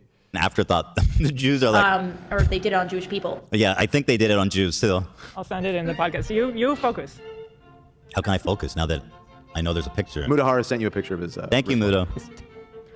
You'll have to pull that up, and maybe you could send that to Harley, and then Harley can send it to me over the Discord. Yeah, if you send it to me, I could put it up on my screen, and someone could screenshot that. And As a You're fucking gonna hype for have to movie stay talk late next today, week. Hila. You should give a heads up to our helpers. FT Jan sends $5. Ethan handing out his number to those freaks surely will never backfire.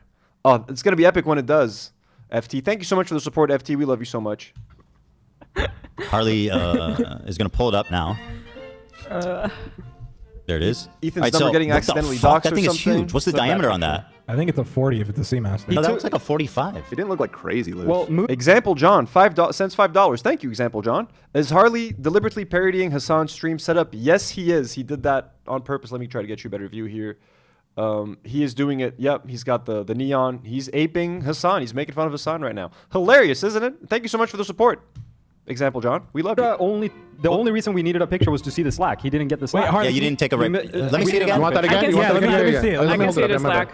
No, we need one on the yourself. bottom Yeah. to see how much is loose. Muda, please. Can you send a video of him like pushing up and down? Yeah, he needs to No, jiggle just his look at the arm. bottom. I just want to see how much spare. Bro, who cares? From this Who photo, cares? Which are originally allocated to Ian and Anita. Okay. Release. Yeah. Show. Today we're talking about Creator Clash. Here, thank you, Ed. So what did they say? They put out a press release, and they sneak dissed them. They said 34% of the profit share originally allocated to Ian and Anissa is now being redistributed among the fighters following their departure. That's fucking interesting. Also, the fighters are now getting 54% profit. And Right. again, I'm not against the fighters profiting, but why are we marketing this as a charity event? That's my question. And also, I think Again, having an event, a popular online event that is happening that has a lot of eyeballs on it, that is promoting a charity on the side, is going to help donate a lot of money. Okay, that's basically it. Okay, it's fine. The money you're buying for the ticket is not going directly to charity, but the whole event, the main goal is to raise awareness for this. Hey, by the way, we're raising money on the side. I guarantee you the charity, Stand Up to Cancer, they're going to make a lot more money thanks to Creator Clash than they were without Creator Clash. Creator Clash is going to get a lot of eyeballs on the charity. It's going to encourage a lot of people to donate. A lot of people in the live chat right now have told me how they've bought their pay-per-view and they've donated, in many cases, just despite Ethan. So, you know what I mean? It's fine. new information, right? The event is going to bring a lot of attention to the charity and they're going to help raise a lot of money. Without Creator Clash, there would not be as much money raised for charity. Don't forget, Creator Clash 1 raised $1.3 million. That already is fucking amazing. Okay, divide that on the 3 Creator Clashes, that's still fucking great. Nothing from the ticket sales or watching We're it gonna online. watch. Let me pull the video up. Okay. Here is this came out first that I saw, is that we were always like, where are they? There's not putting out a statement. What the hell's going on? So finally, the new owners, who is Ego Raptor of Game Grumps, and he owns the touring or the production company, Real Good Touring, I think it's called. And there's Ethan Nestor and Alana Pierce. We watched who that I video don't at the know beginning of the what's their stream. involvement, or if they're just there for moral support.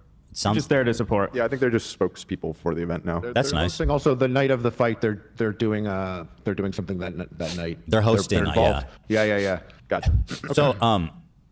So this came out first, and then I saw the press release with the 34%, and that's when this whole thing went nuclear. So let's watch this video here.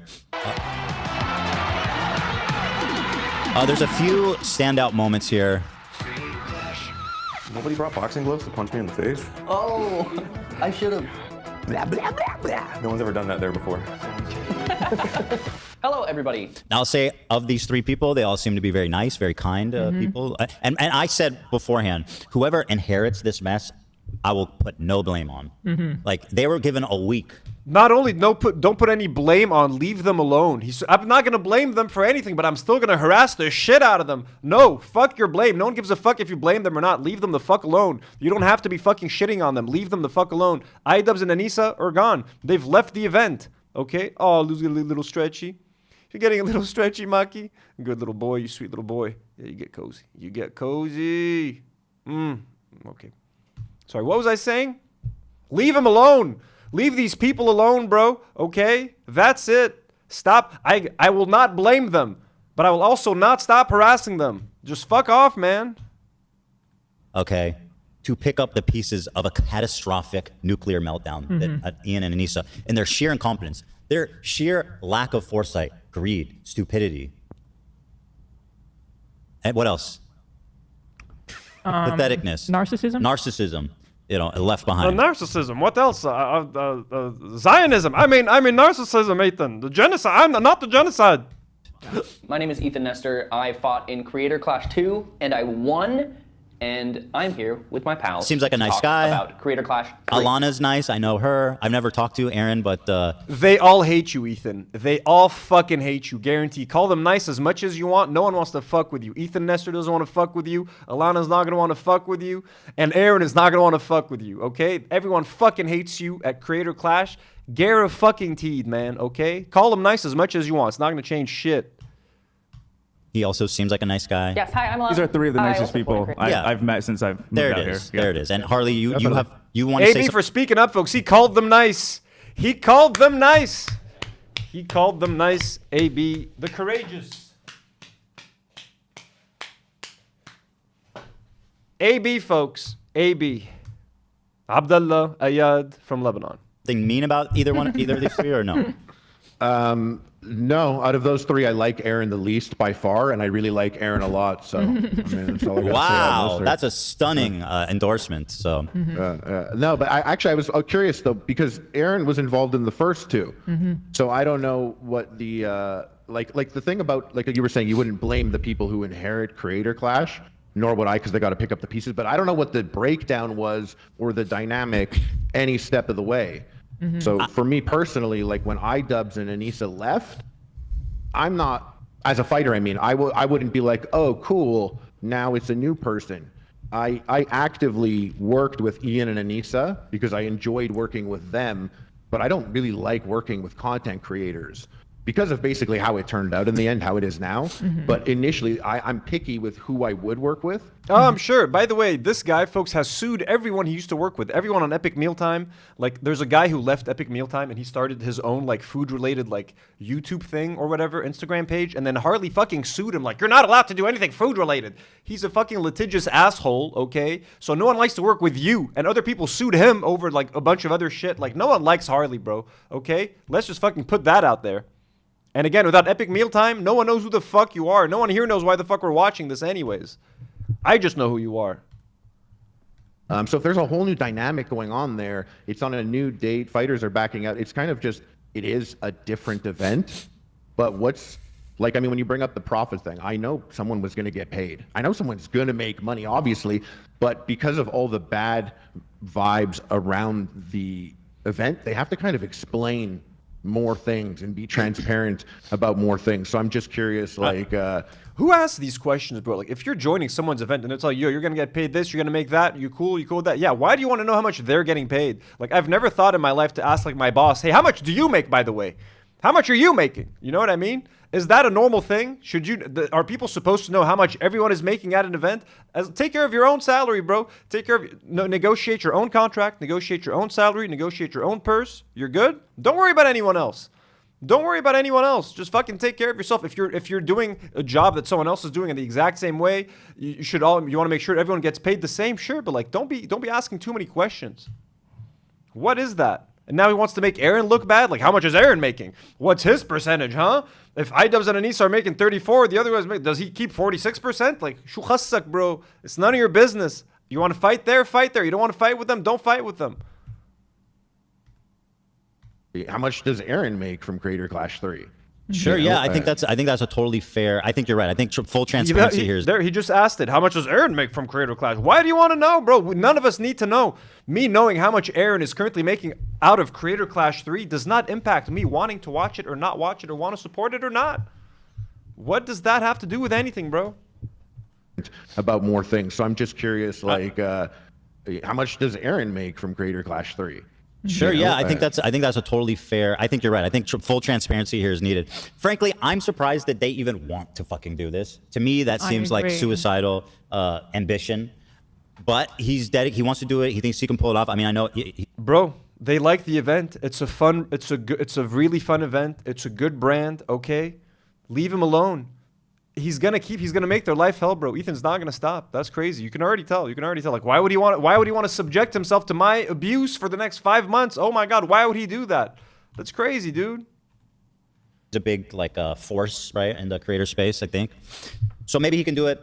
I feel like it's running uphill, and I feel like I'm rooting for them. I feel like there's no chance in hell this succeeds. Rooting for them. Oh my God. After everything he's done to hurt the brand personally. Try to tarnish the Creator Clash brand. To say that Ethan is rooting for anyone involved with Creator Clash is like fucking rich, bro. To me, it's too hard. Everybody's so burned out. It's too hard to separate it from what's happened so far. Yeah, the brand is ruined. Still Ian and Anissa's Creator Clash, and I will never stop mentioning. I will never support it, Ethan. And no matter what they do or what they say to separate themselves from it, it will never be enough, Ethan. It will never be enough. It will always be Anissa and iDubbbz event. I will always hate them. And that's it. Case closed. The downfall of it is still happening in front of us. So it's hard to already be like, oh, it's a new thing. Your downfall is happening in front of us. Your downfall, Miss. How many Instagram users have you lost? How many Instagram followers have you lost, Hila? How much money has Teddy Fresh lost? How many subscribers has H3H3 lost? How much ad revenue have you guys lost? Huh? Who's crashing before our very eyes? Oh, this is a whole new thing, and let's get excited about it again. It's like, no, I don't know. It's still crashing. Yeah, I agree. Well, this is aimed. It's still crashing. I still don't. You didn't care about it before. Shut up. Don't pretend like you did, bro. You didn't give a fuck about this. The Palladium is 20% the size of the out of Amalie Arena. Yeah, and Amalie Arena is like 18 or 20,000. Yeah. So it's. Have you seen the title? Have you seen the title matchup here, Harley? Okay, so it is a smaller arena. Palladium, they said, is like 4,000 people, which I figured. Of the out of Amalie Arena. Yeah, and Amalie Arena is like 18 or 20 size of the out of Amalie Arena. Yeah, and Amalie Arena is like 18 or 20,000. So 4 to 5,000 instead of 18,000, which is smart. You don't want an empty arena. Don't rent out something bigger than you can get. They overestimated how many people were going to buy in-person tickets and fly to Florida. Good on them to go to a smaller arena. Very smart. Okay, that's a good business decision right there. So it's. Have you seen the title? Have you seen the title matchup here, Harley? Tubbo? Can you see it? TBD versus TBD. Oh, so you think they have a whose fighter? fault is that? I think they have someone, by the way, or they have a match secretly. I think they have something that they're planning on revealing, like a big fight. Sorry, I cut you off there. I don't even know what I was saying. Okay, fair enough. But yeah, your opponent dropped out LA Beast, who we were talking about what a nice guy he is. Freddie Wong, who You know, He this has a poor guy. movie. That guy's a professional. He's a class. He's got a movie he's trying to promote. He can't. Like the time he took off, he tours with his show around Europe and stuff, and he made a movie. He's Freddie Wong had to drop out, and he's got to promote it, and he's learning how to fight for that. Sorry, and guys. Like he took that time, and the fact that it got moved, he can't take. I'm looking at my phone for a second because I got to order some food. My ass is fucking starving, yo. That extra time. So and I know he was really looking forward to this. So and even worse, what LA Beast had said is that, you know, he had a newborn, that he was, you know, he didn't get to spend as much time with his family as he wanted because he was training for this, and that you just can't get that time back. You know what I mean? You can't get that time back. So well, it's your fucking fault, Ethan. He's trying to blame it on items, like, oh, they ruined that. You fucking ruined the event, bro. You fucking went after a fucking charity event. You could have gone after iDubbbz and Anissa without fucking bringing up the event. You had no reason to bring up the event, bro. Okay, you ruined your fucking crew member. Lena was training for that event. You fucking ruined it for her. So stop it, bro. You know, but the good news is that I think is important for us all to bear in mind is that Anissa has never been happier. Zach, you got that one lined up for me? Zach, you got that one lined up? Give me a soda, Zach.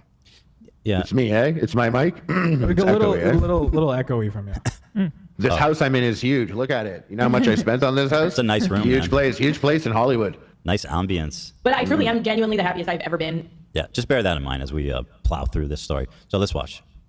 Creator Clash 2 and won by a single point still counts. And I'm Aaron. I fought and lost, and then fought and won in Creator Clash. It was like a Rocky 2 moment. Yeah, you lost in Rocky 1. You won. Yeah, 2 was a big comeback for me, so I appreciate that. Can you just pause this for a second? Did you know that it was me that beat him up? I was the one that won that fight in that first Creator Clash. Yeah. You had like 4 inches on him, right? Yeah, I was like 100 pounds too, and I think I knew about it. I think I knew about it way earlier, and so I was there were so many reasons. He's a very brave guy, and I was like, why is he doing this? And halfway through training, I was like, oh, he owns the whole thing. Oh, okay, that makes sense. Yeah, I mean, I still think it was pretty brave. I remember. I'm ordering a Buffalo Double Crunch fried chicken burger, folks. That's what we're doing right now. Sorry. Daddy needs his fried chicken sandwich right now. What? Why is it so expensive? What happened there? Ah, fuck it, folks. Daddy needs his dinner, doesn't he? He does. Let's do it. All good. Let's go. Watching that and be like, that guy's pretty nuts to get in the ring with someone so much bigger than him. Oh, I would never do that. I would never. Well, he was psyoping me. He's crazy. He was really like, he was calling me up and he was like, yo, Mike. Okay, let's go. What the fuck did he say? Oh, he owns the whole thing. Oh, okay, that makes sense. I think I knew about it way earlier, and so I was there were so many reasons. He's a very brave guy, and I was like, why is he doing this? And halfway through training, I was like, oh, he owns the whole thing. Oh, okay, that makes sense. Is he talking about Aaron? And I'm Aaron. I fought and lost, and then fought and won in Creator Clash. It was like a Rocky 2 moment. Yeah, you lost in Rocky 1. You won. Yeah, 2 was a big comeback for me, so I appreciate that. Can you just pause this for a second? Did you know that it was me that beat him up? I was the one that won that fight in that first Creator Clash. Yeah. You had like 4 inches on him, right? Yeah, I was like 100 pounds too, and I think I knew about it. I think I knew about it way earlier, and so I was there were so many reasons. He's a very brave guy, and I was like, why is he doing this? And halfway through training, I was like, oh, he owns the whole thing. Oh, okay, that makes sense. Yeah, that was he shouldn't have fought. I mean, I still think that was pretty brave. I remember watching that and be like, that guy's pretty nuts to get in the ring with someone so much bigger than him. Oh, I would never do that. I would never. He was psyoping me. He's crazy. He was really like, he was calling me up and he was like, yo, my coach just made us stop sparring because I punched him in the stomach, and he trains Olympic boxers. What is a noise gate? Rachel, as this thing, get a noise gate. What is a noise gate? Someone explain that to me. I need to look into that. Nour, someone write that down. Get a noise gate, Anthony. I punched him too hard, so we took. And he literally said this, and I panicked, and I ended up training like 3 times harder because I was like, I can't get fucked up by Aaron. Could you imagine? Yeah. Could you imagine? Yeah, I couldn't. No, I couldn't imagine. Well, Creator Clash 2, I did get fucked up by someone smaller than me, but he was on a lot of juice. But I got punched out of the ring. It was a nice little gamer moment. That was fantastic, and despite all that, it still lost money. Yeah, that's true. That makes me feel terrible. Okay, it's not your fault. Let's move on. But it's okay. Don't worry, because Anissa. But I truly am genuinely the happiest I've ever been. And did you have any regrets about the way you handled the event? She says it right before. Right before she goes, honestly, I have no regrets. I'm not a fan of Harley, but to be fair, the guy who punched him out of the ring was like juiced up as fuck, bro. It was like some kind of like wrestler. Dude was on so many fucking roids. Like, I don't even know how that fight was allowed to happen. But yeah, he fucking threw Harley out of the ring, which, in hindsight, probably deserved. Here they are talking about the new format of the event. Yeah, it's going to be great. But yeah, today we just wanted to make a video to clear up some questions that people have. It's been kind of rocky communication-wise the last couple of months, and so we just wanted to sit here and clear a bunch of things up. So let's get to it. Yeah, so one thing that I misunderstood until talking to you guys at Real Good Touring was I thought that Ian and Anissa had like stepped back, but I thought that meant they were still involved. They've actually stepped down. So you know what I would like to know as well? Were they financially compensated for stepping away? I have a thought on that also, because that's a valid question. Like, were they bought I out? just don't. Why do you need to know that? Why do you need to know who's financially, like, do people ask how much money you make off of Teddy Fresh every year or like whatever the fuck? Just because they called it a charity event doesn't give you the right to dissect all of the financials and want to know, like, why is Ethan getting so personal? He's literally talking about like their sex life and iDubbbz not having sex before and Issa and like all that sort of shit. And now, how much money do you think they made off of this? Like, what the fuck, bro? Get out of their lives. And then he calls everyone else obsessed about him, as he's literally on here obsessing about these other people's personal lives and now financial lives and financial like well-being, pretending that he cares. Oh, but I care about the charity. I care about he doesn't care about shit, bro. He's just farming views. I don't, and like I actually listen. I've met these people, and I never got the any bad vibes, but I mean, you have a very different experience than me. I've never heard of a YouTuber being like, oh, whoopsies. You know what I'm gonna do? I'm going to step away for free and not make any money on it anymore. And that's that. And if that were really true, and I really did do that, and Creator Clash said that I was taking 34%, I would somehow demonstrate, like, no, I literally did. This is all pure altruism. Oh, so now the onus, so now unless iDubbbz and Anissa provide fucking financial documents to prove that they don't get anything from Creator Clash, that if they ever do a Creator Clash 4 or 5, that they don't even have 5% of the company. Now, that's the pressure. It was like when, I don't like Barack Obama, but it was when Barack Obama was like running for president, they're like, show us your birth certificate. We need to, it's like, why? Because he's black. Now we have to know, we have to see the official receipts. We need to know exactly how much iDubbbz and Anissa are making, and are they involved with Creator Clash moving forward, even if it's 1%, even if it's a back-end deal where they get like 5% of the like overall profits or something. What the fuck, Harley? Are you fucking accountant or something? Yeah. Yeah, I think you're right. This is where it is now. You have to question, and you don't have to, but people will question everything. Well, at this point, every no, it's step of the way. Completely valid to pose those questions. And oh yeah, completely valid to pose. We need to know exactly the percentage breakdown of this entire event. Very normal questions to ask, Harley. Thank you for bringing that up. I do think that these are questions that they need to answer. They're obviously Jewish. What is that? Why does she keep saying that? It's completely irrelevant. She's talking about us, man. I know, but I like the way she says Jewish. Obviously Jewish. Jewish. I don't. Give me flashbacks. It's giving me generational flashbacks. Have stepped down completely. There's no creative involvement. There's no financial involvement. There's no ownership involvement. They completely gave their stake to us. Okay, so he said there's no financial involvement. There's no ownership. He said they gave everything up. Okay, all of it. It's done.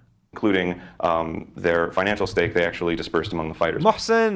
Mohsen's in the chat, folks. Mohsen min habbak. We love you, Mohsen. Guys, there's a link in the chat. If you guys can donate, it helps raise money for Mohsen and a bunch of other Palestinian families who need your help. Thank you so much. We appreciate you.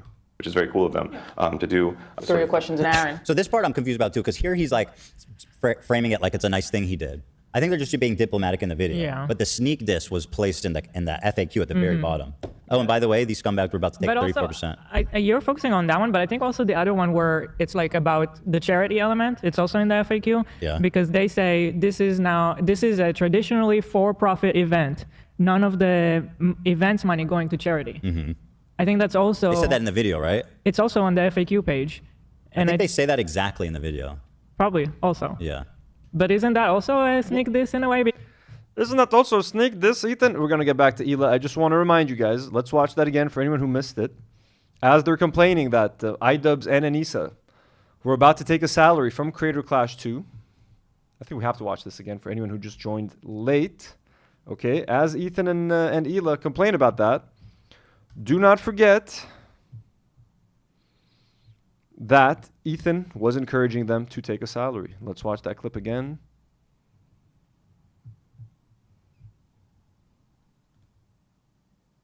We had you guys on. What'd be happening now?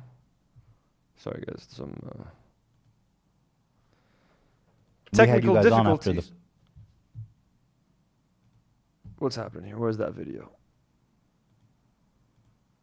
First event, though, I said, you guys gotta make money. Have you not changed anything since then? You guys gotta make money. We had you guys on after the first event, though. I said, you guys gotta make money.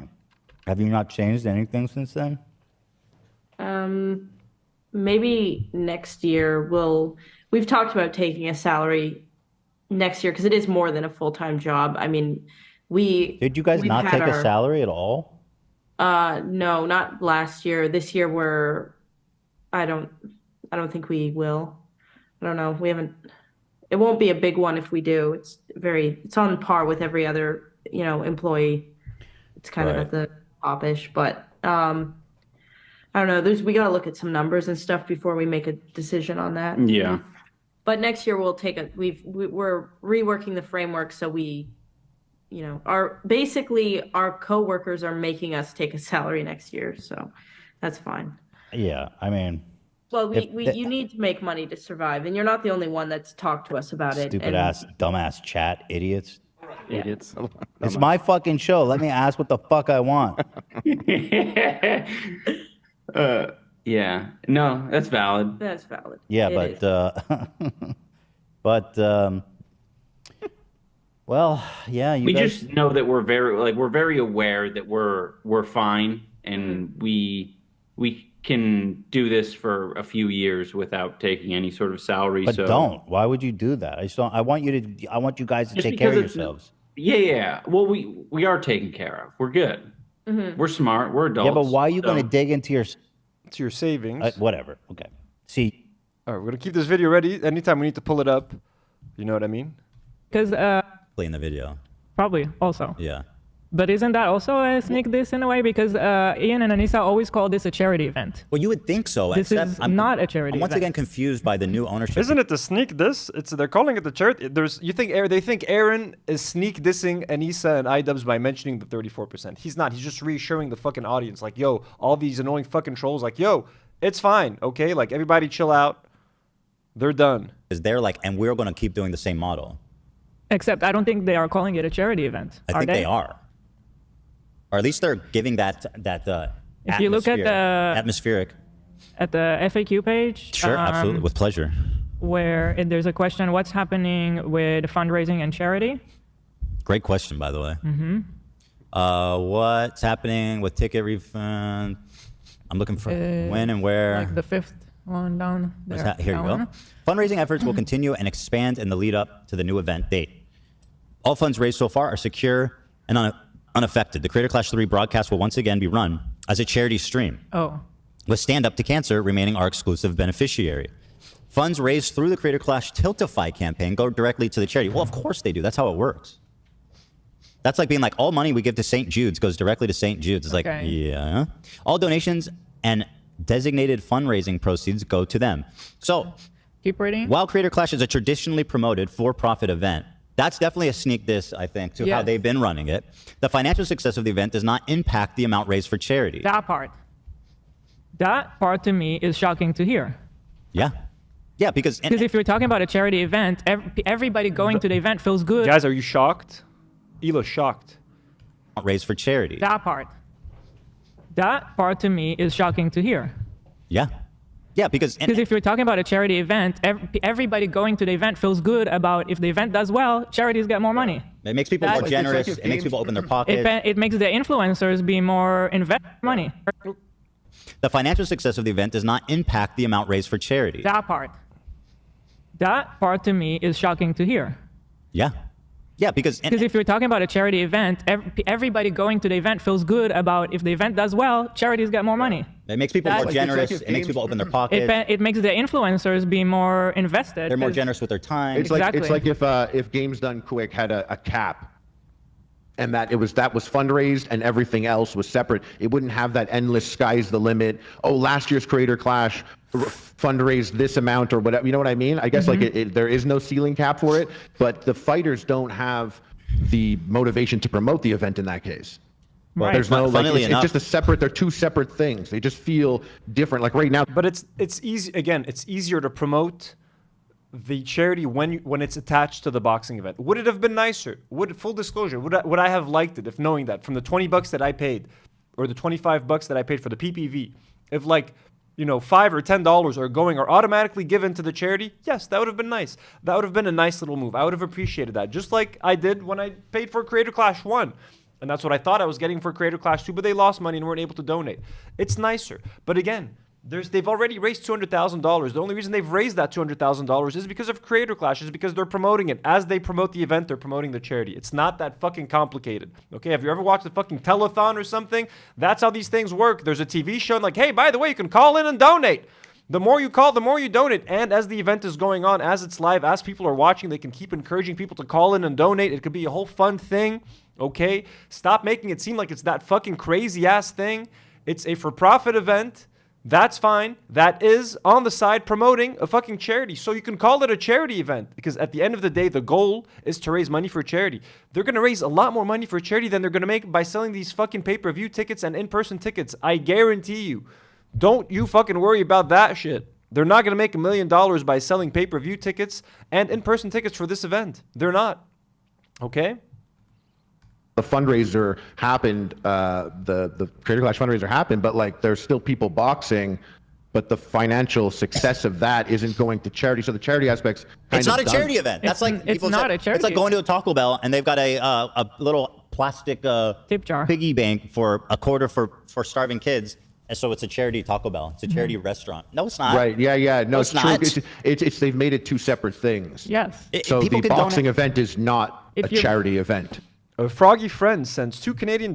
He accused Noah Samson of getting UNRWA money, though he did. He accused Noah Samson of just getting that money, and like he said that he was just getting it as a test to prove to Ethan that he can afford to get donations if he needs a lawsuit or something. He also joked about him using it for the lawsuit. Thank you for the support, Froggy. And Nuxalto sends $2. Meanwhile, Teddy Fresh H3 lied about donating to charity. Yeah, I haven't looked into that much. Someone said I think that was during the LA fires or something. Right. You have to pony if I'm up buying a ticket to the event, I'm not donating. No, I still need to go and donate separately if I want to donate. Who the fuck's doing that? If you want For me, that's so confusing. Like when I make a T-shirt for charity and Teddy Fresh, people are buying the shirt, and money from the shirt profit goes to charity. So I'm making less profit because I want to do a charity. You're not making anything. Yeah. You're donating your time, your company's time, your workers' time, your production means. And okay, but guess what? They tried that for Creator Clash 2. They realized that they weren't able to make any money for charity. So they don't want to commit. They don't want to make that same mistake again. They don't want to do that. Promise people, like they have to pay the fighters, bro. They have to pay. They have to cover all the fucking expenses.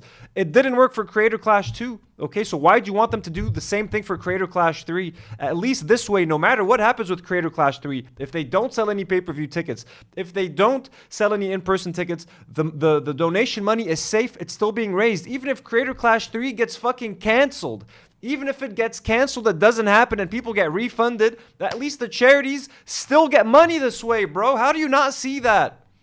Even if they in a month, they're like, you know what? We haven't sold any fucking pay-per-view tickets.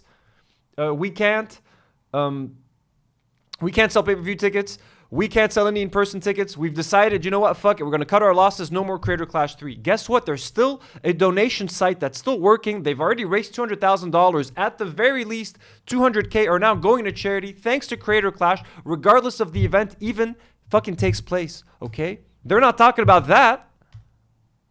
That's what makes it a charity. Exactly. That's what makes it a charity. Because for the customer, you get to just buy a thing and know that your money goes to charity and get a thing. I think they're missing the whole point of doing a charity, which is the charity aspect. See, part of doing charity is there's a charity aspect to it. I think they're missing that part. They're not missing that part. You're just a fucking asshole and making bad faith arguments.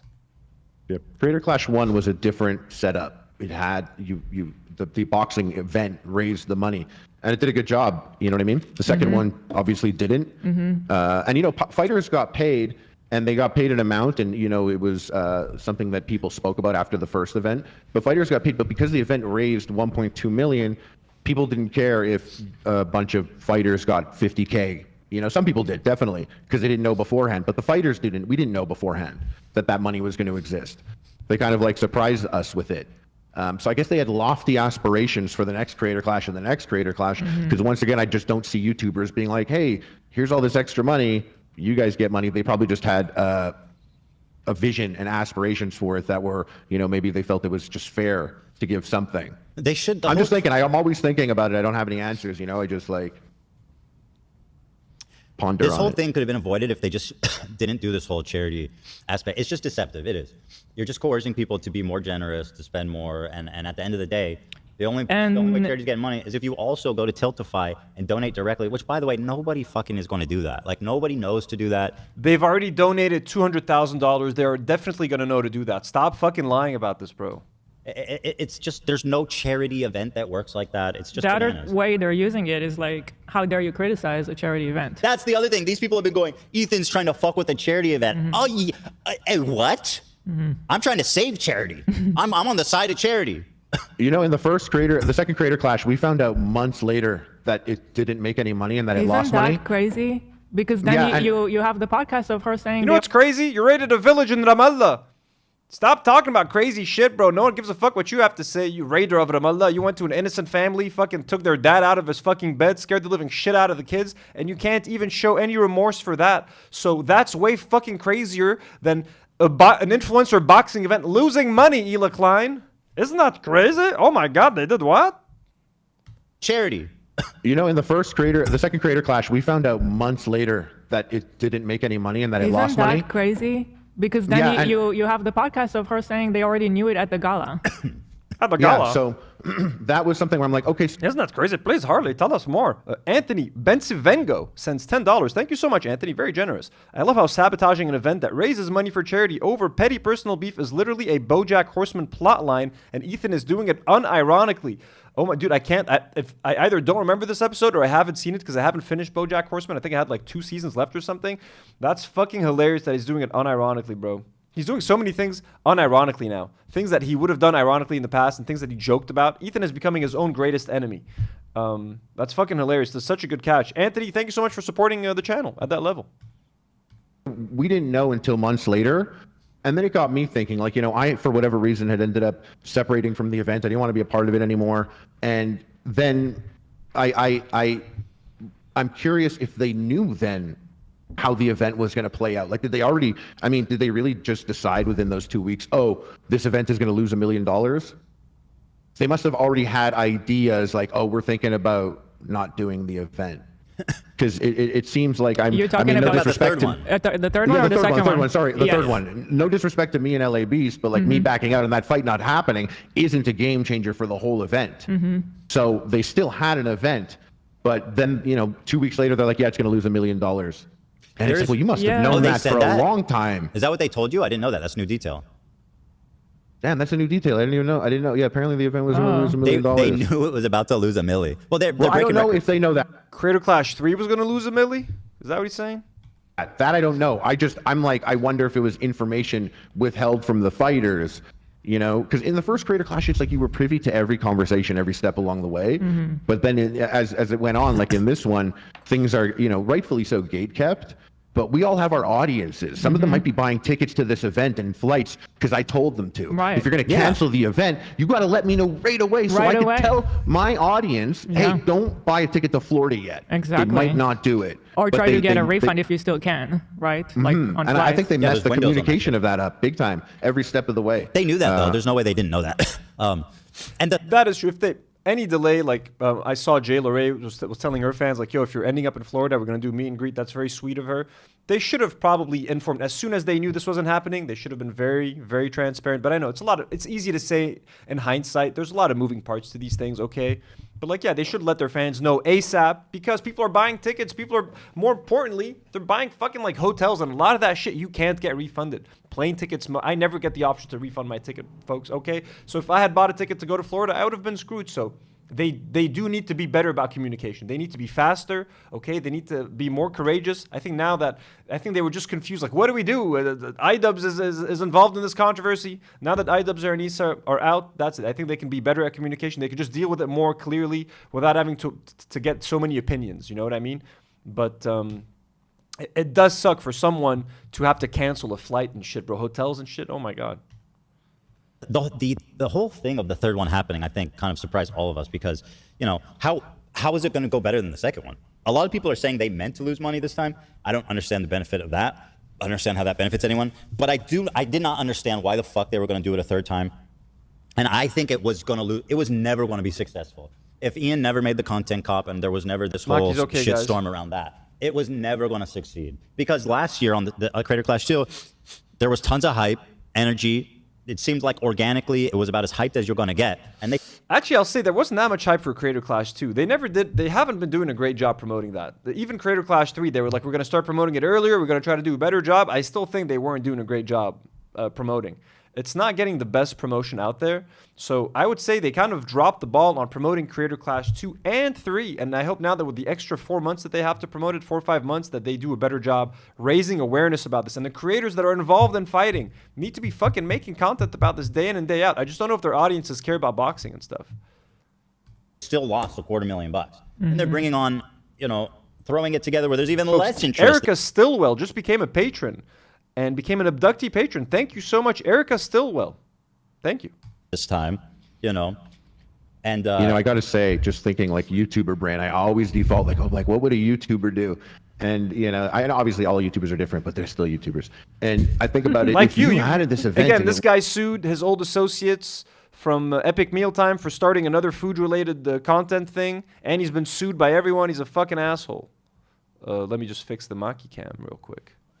Wasn't going, and I don't think this, but if you had this event and it wasn't going to go well, the content cop is like one of the greater Hail Marys you could possibly do. It's an to exit get plan. a mass amount of clout, or as an exit plan also. That's another, or maybe you're just like, it goes either this way and we have something, or it goes that way and we don't, but it's not like we couldn't run the event. They think the content cop is it's an exit plan. They did it to exit to sell the company. What are you talking about, bro? They're just fucking doing it to respond to you unhinged motherfuckers talking about them on your podcast and talking about how disappointed you are that they never tweeted about CPS. Let's go back to this. You could possibly do it's an to exit get plan. a mass amount of clout, or as an exit plan also. That's another, or maybe you're just like, it goes either this way and we have something, or it goes that way and we don't, but it's not like we couldn't run the event. There was an outside force that prevented us from being able to do the event. I think that's making more and more sense, honestly. It feels like, we're all speculating, and I mean, we kind of have to because there's not enough information. We have to speculate because we have 4 hours of podcast time to fill, and we don't know what else to do. Let's speculate. Is Anissa a lizard person?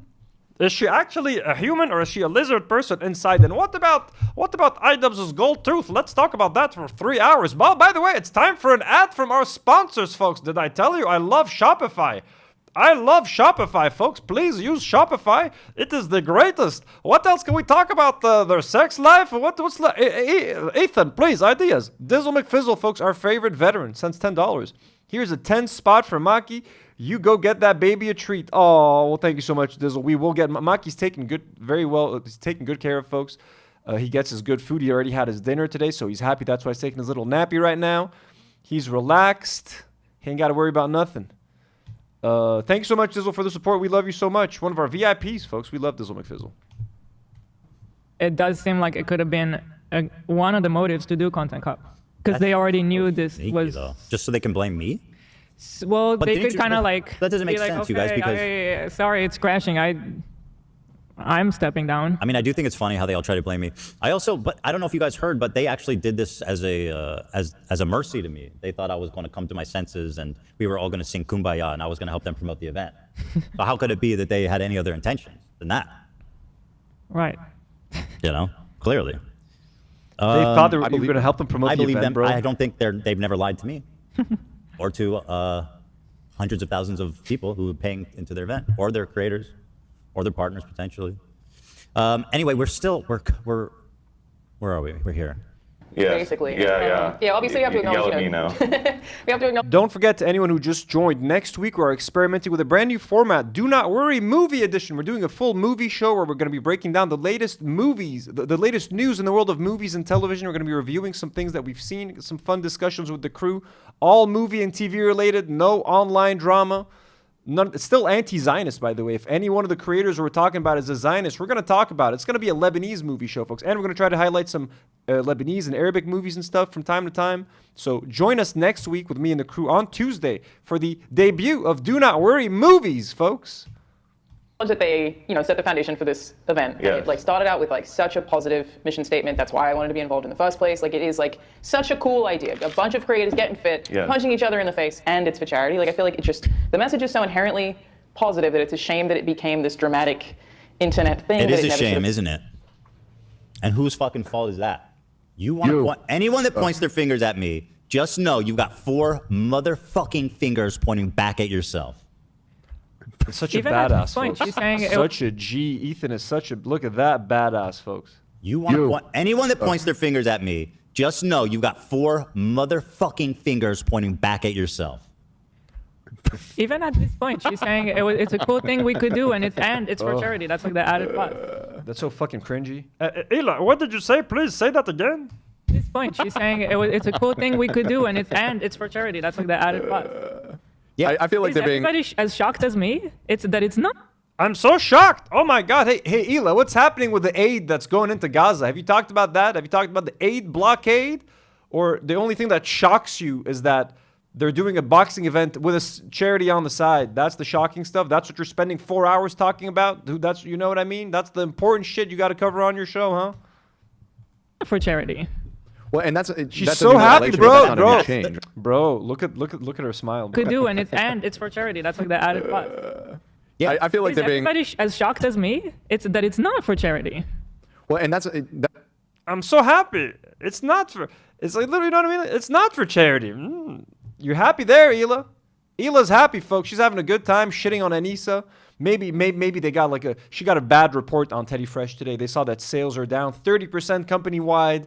She needs to come let loose a little bit on the podcast. You know what I mean? Let's just shit. I'm shitting on my fellow girlfriend, Anissa. That's a new revelation, but that's not a new change, right? That's how they set it up. That's not you. This is what the whole shitstorm that currently is about. Yeah. That post on our subreddit got 4,000 plus votes about the revelation that there was a 34% stake going to these 2 dipshits. By the way, these are ugly ass suits. I'm sorry, but they were boasting that Hila ordered Ethan a whole bunch of new suits because she likes the whole new suit thing. For someone who does as much money as you, why are you buying such standard fucking suits you wear at a funeral or a wedding, bro? I refuse. Anytime I'm invited to a wedding or something, I refuse to wear a standard suit. Hila fancies herself a fashion.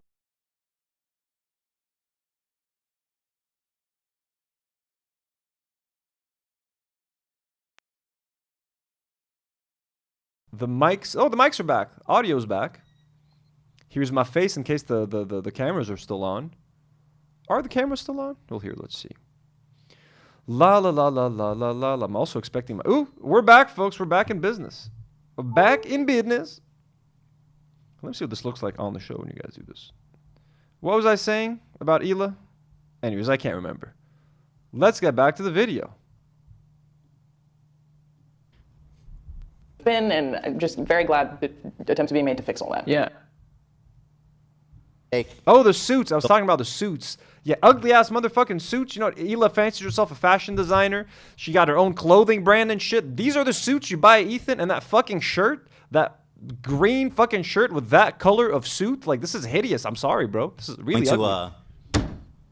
These 2 dipshits.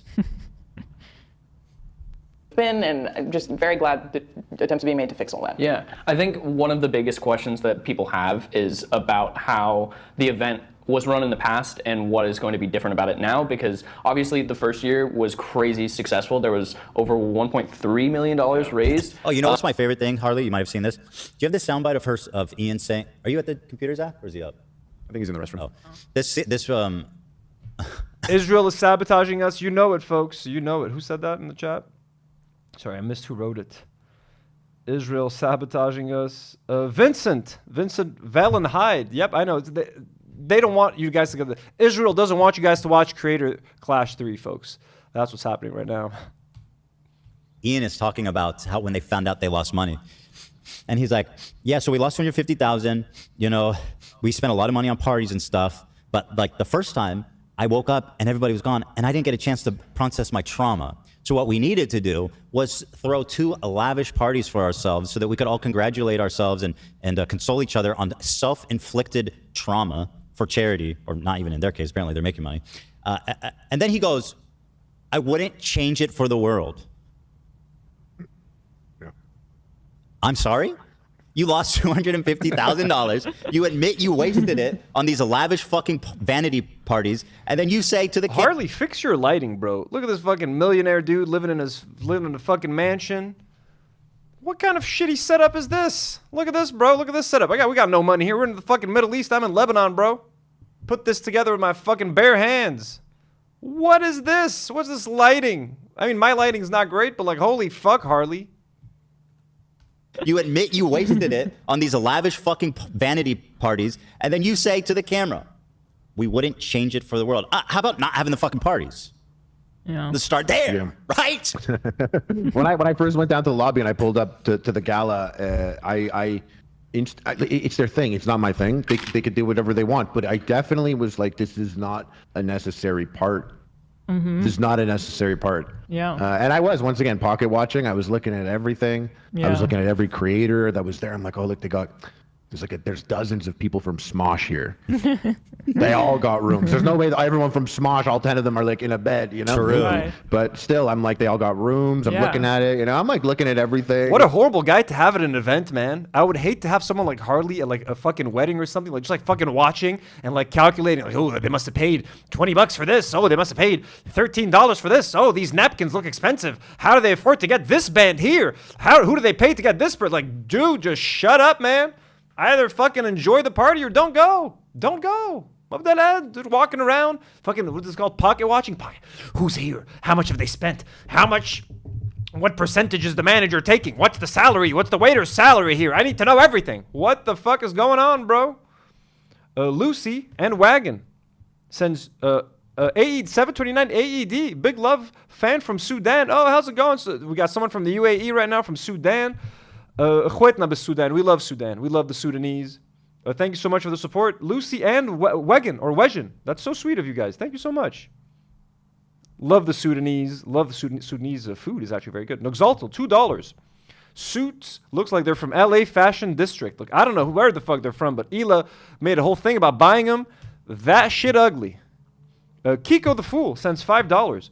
Your Hila impression sounds like Fred Burger from Billy and Mandy. It's also, it started off as Kermit the Frog, then it became a little bit of Jordan Peterson. Now it sounds like Dr. Nick Riviera from the fucking Simpsons. I don't think you guys watch The Simpsons. I don't watch it anymore. I used to when I was a child. You guys were too young for The Simpsons.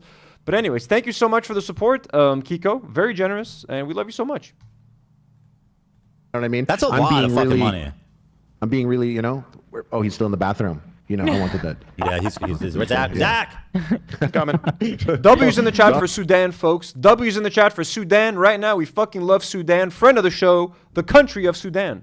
Don't wipe that ass and get in here. But to be honest, 2 massive galas flying out a bunch of dipshit, flying out denims. Fucking denims and Frogan flying them out. Can you imagine? Nobody's denied it. Okay. Nobody's denied it. I'm pretty sure you flew them out. I think they have. I think they have. No, they didn't. Like repeatedly. Bro, they bought their own fucking tickets. Whoever went there, they didn't fly out celebrities. No one's flying out Frogan or Denims, bro. Who do you think these people are, man? Jesus. You show me. I mean, show me where they denied it. I'm obviously will retract if that's the case. But as far as I can tell, and from what I've discerned, is that they paid for them. Just show me. I think. Who did they dox this time?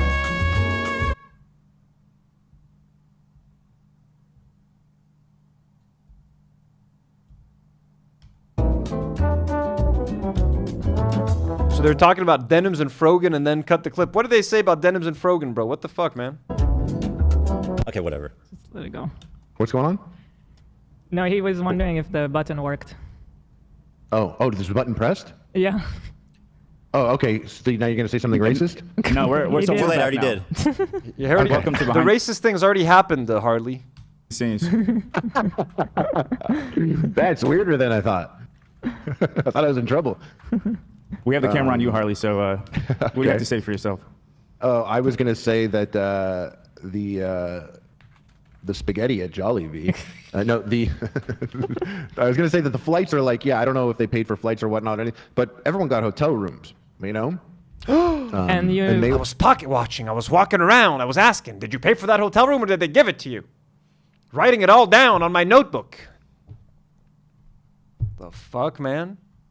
What a mole. What a fucking little sniveling mole. Ethan, I have all the deets of everything. They had catering too. They paid for the catering. Do you have some information on that? Like, well, I just know that the hotel. And hotel rooms? What kind of hotel rooms did they have?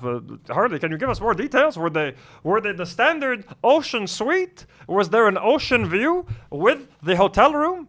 Was there breakfast involved? Was there a continental breakfast involved with the rooms, Harley? We need to know. Where did the money go?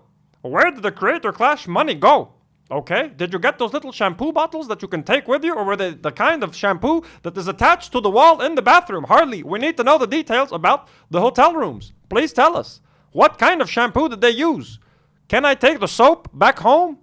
Did they have those little slippers? Do you know the little slippers that you wear? The replaceable ones, they're disposable. You wear them, they're good for 1 to 2 days. They're very soft, very soft. We use the same cheap material for our Teddy Fresh. Did they have those slippers, Harley? A ton of security because of all the drama from the event. And tell us more details about the room, please. Do you have some information on that? Like, well, I just know that the hotel had a ton of security because of all the drama from the event. They were stingy with giving fighters rooms. So, like, I had other people that came in, stayed not in the hotel, because I'm sure they gave rooms to creators, I'm assuming. So everybody in that hotel was covered, probably. I just can't imagine a lot of the creators coming in and I think they did get a hotel. And so was Denims and Frogan at that hotel? Was Denims and Frogan at that? What the fuck, bro? Oh my god, bro. What is this fucking conversation? Fucking Harley, bro. What is this? Where are they sleeping? What hotel? What room number? What suite? I'd seen Denims. I don't know if I saw Frogan. So are you that they provided them hotel rooms, right? Because that seems to be something that's pretty well substantiated. I think they rented the whole hotel and they did that, and yeah. But it was like, and then you have the next night after the fight. You have that night there was a hotel, I believe. So it's like another. Yeah, like it's you have that cost of the whole extra and day. Beyond. Yeah. And whoopsie, folks, we're back. We're back.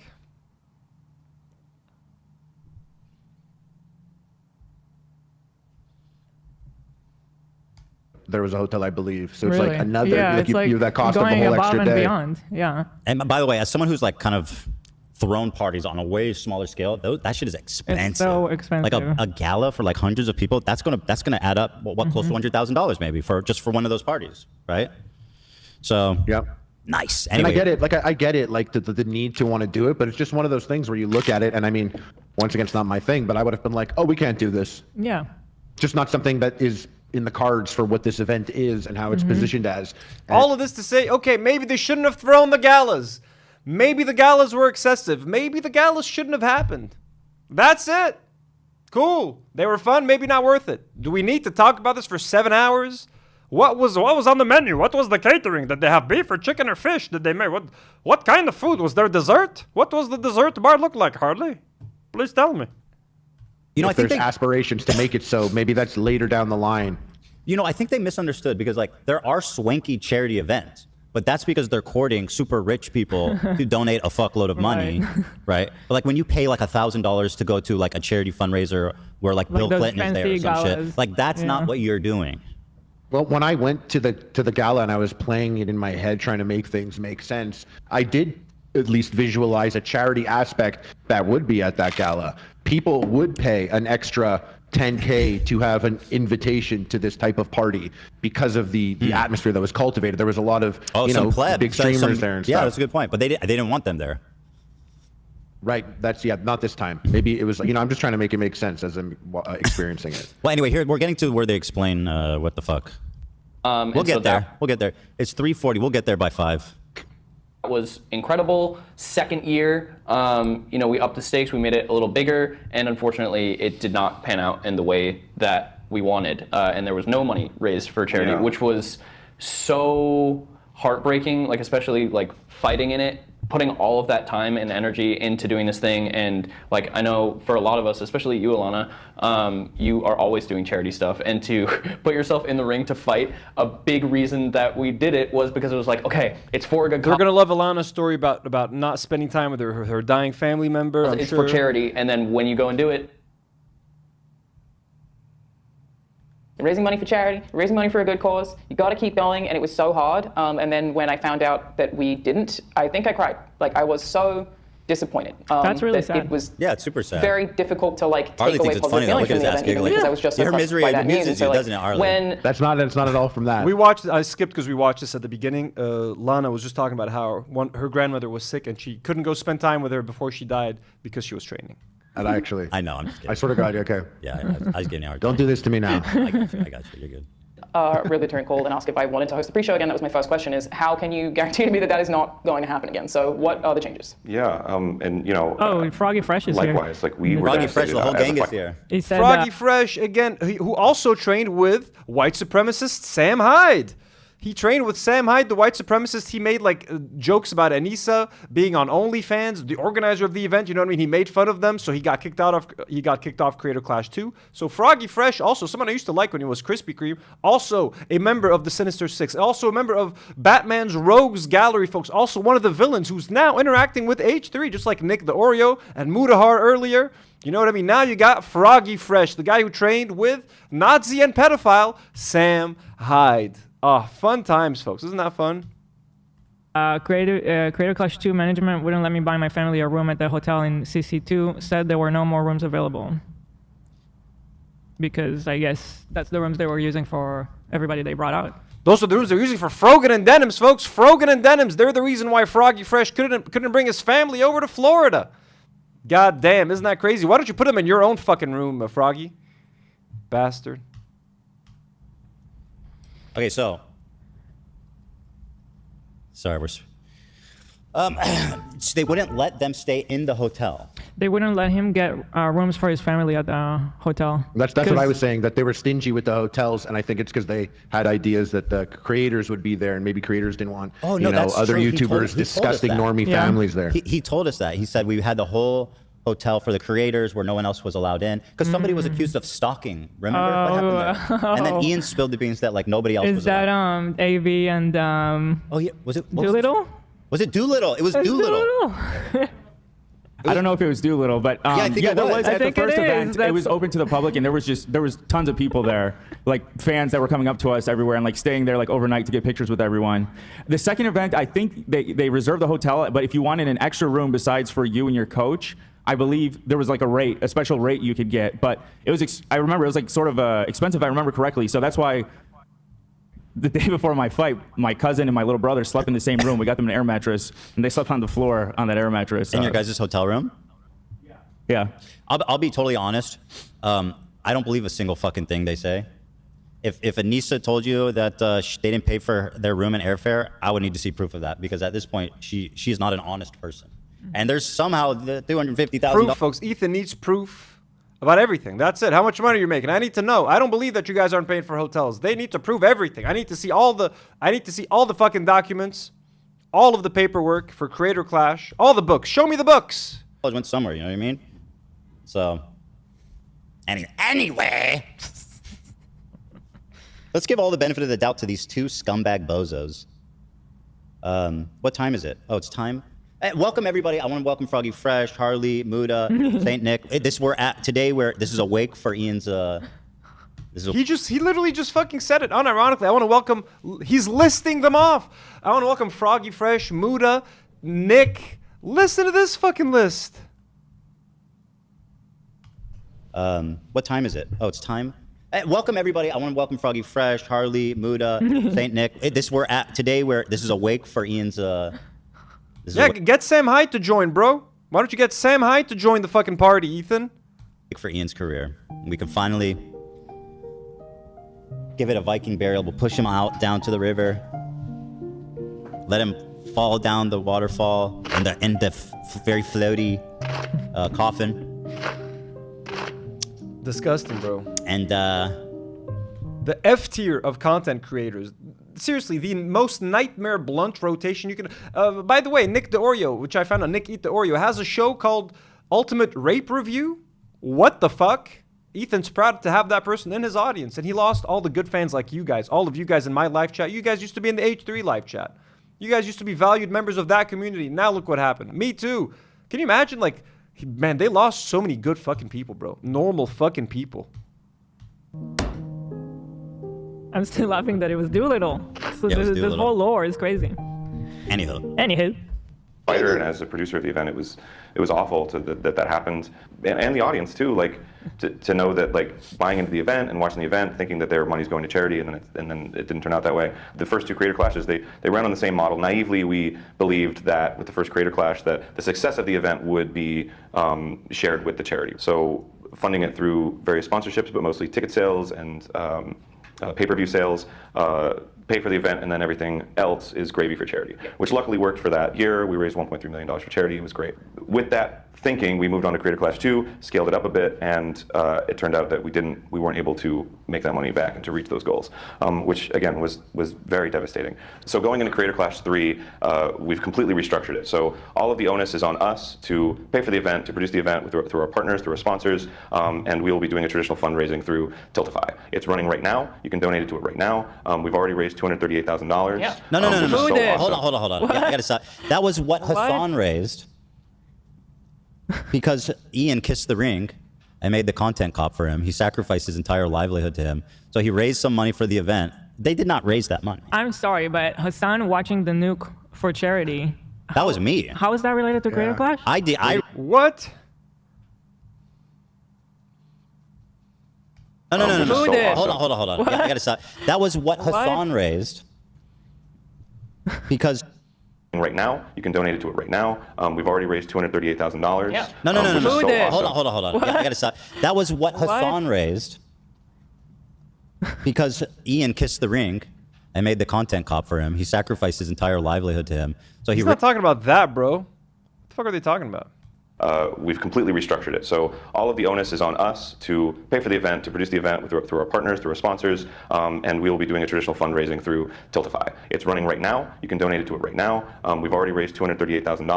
No. which is so awesome. Hold on. I gotta stop. That was what Hassan raised. Oh, so the 238 that Hassan has raised was for the Tiltify for Creator Clash. Okay, I thought that was a separate thing that he was saying in order. Okay, fucking awesome. Fuck yeah. I was watching that. That was fucking crazy. Sunflower Dragon donates $5. Thank you so much for the generosity, Sunflower Dragon. If anyone made a joke about Ethan's floaty coffin, it'd be anti-Semitic. Fine to say that about Ian, though. Got it. You know, I completely missed that, too. I heard him talking about a coffin, but yeah, if someone had talked about Ethan being dead or something, or in a coffin, you want me dead. That's anti-Semitic. Because Ian kissed the ring and made the content cop for him. He sacrificed his entire livelihood to him. So he raised some money for the event. They did not raise that money. I'm sorry, but Hassan watching the nuke for charity. That was me. How is that related to Creator Clash? I did. I raised that money, You literally, if I were you, I would absolutely make that claim. Ian wasn't even there. He got there at the end of the day. It's not even a lie, bro. Ethan, guys, Ethan is the reason Hassan was able to raise that money because of the content nuke. Thank you. And also, Ethan is the reason that Noah Samson raised almost $600,000. Got it, Ethan. You're the reason for all of that good stuff. Thank you, Ethan Klein. You are my best friend. You are the rent payer and charity money raiser. They asked me for a license. Now, obviously, that money was raised watching your video, a video you made. Now, listen, That's right. Now, would I sue him for copyright infringement? No, because it's absolutely fair use, right? Mm-hmm. Right, absolutely. However, you know, why is he even talking about suing? Would I sue him for copyright? The fact that he's fucking saying that, like, would I sue him for copyright? The fact that, like, he even has to talk. He sued so many people, and he's threatening to sue so many people that now he has to be like, shit. Would I sue this person? No. But I've thought about it. It's so disgusting. What has this become, bro? What has this become? Now listen, That's right. Now, would I sue him for copyright infringement? No, because it's absolutely fair use, right? Mm-hmm. Fair use. He reacted to like 7 hours over like an hour, bro. What do you? Ethan used to be the king of fair use. Look at him now. Should I sue him? Absolutely. However, you know, I think I'm in my right to say that I donated my video to the cause, and I'm very proud to say that I raised $250,000 for kids with cancer. Also, 200,000. Sorry. correct me if I'm wrong, but didn't the idea of doing it was something that came up during the debate? Hassan was debating you, and he said during the debate, you know what? Maybe I'll finally watch it for charity, right? You know, I'll watch the nuke for charity. Yeah, he said that. There was no mention of Creator Clash. How is it for Creator Clash? Because Ian. What does it matter? What does it matter? Does it need to be a boxing themed reaction? Does he have to react to boxing videos to raise money for a boxing event? What does that have to do with it? He wants to so my food's here, folks. Here, let's get a couple of seconds of Maki.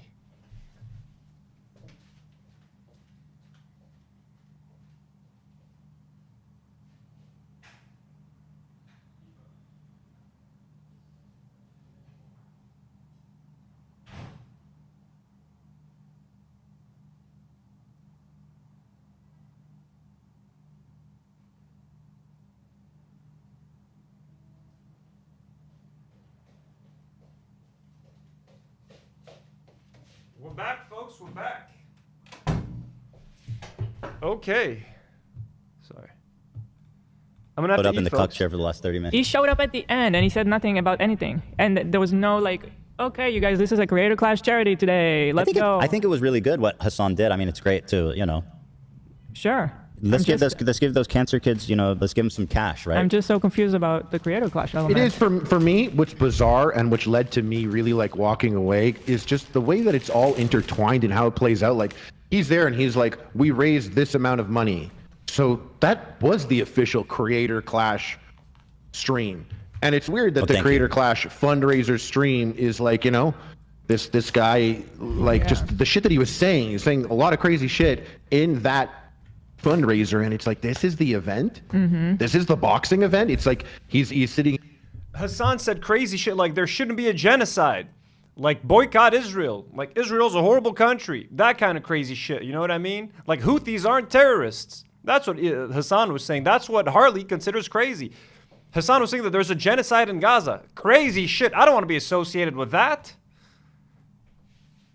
Here, and no disrespect to your video, but like everything is so charged up, and it's not at all what the vibe is. And then they come in, and you know, these three, I like these people, and they're very nice, and they're making the event all nice, but they still tie it back to this fundraiser that is just built around this bad energy. I don't understand how that's the official Creator Clash thing, and how that's how they're moving forward with it. It's just weird. It's just weird. Makes the whole event's fucking weird. Bro, and by the way, look at me on the top. I'm such a fucking generous guy. Like, not only did I donate the video that raised the money, look at, we did 2 donations. Did we do 2?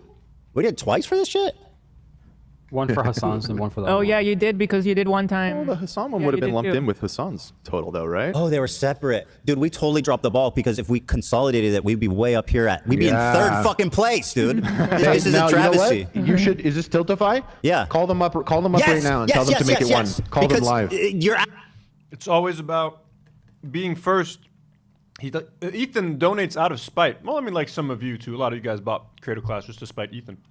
But I mean, you know, like, look, I gave $1,000. Look, don't forget, I donated $6,500 to Palestine 2 years ago. Absolutely right, because if you go to top fundraiser here, it has the top 3. Right. No offense to Alana, but she is fucking stolen valor. Not belong in the 3rd place. I am the most generous. Alana donated her what she would have. Last time. Last time she did, right? Which is great. I mean, I'm not saying she's not generous. She's just not as generous as I am. It's just, I do think it'd be ironic to see you there. We have to. Lena, are you here?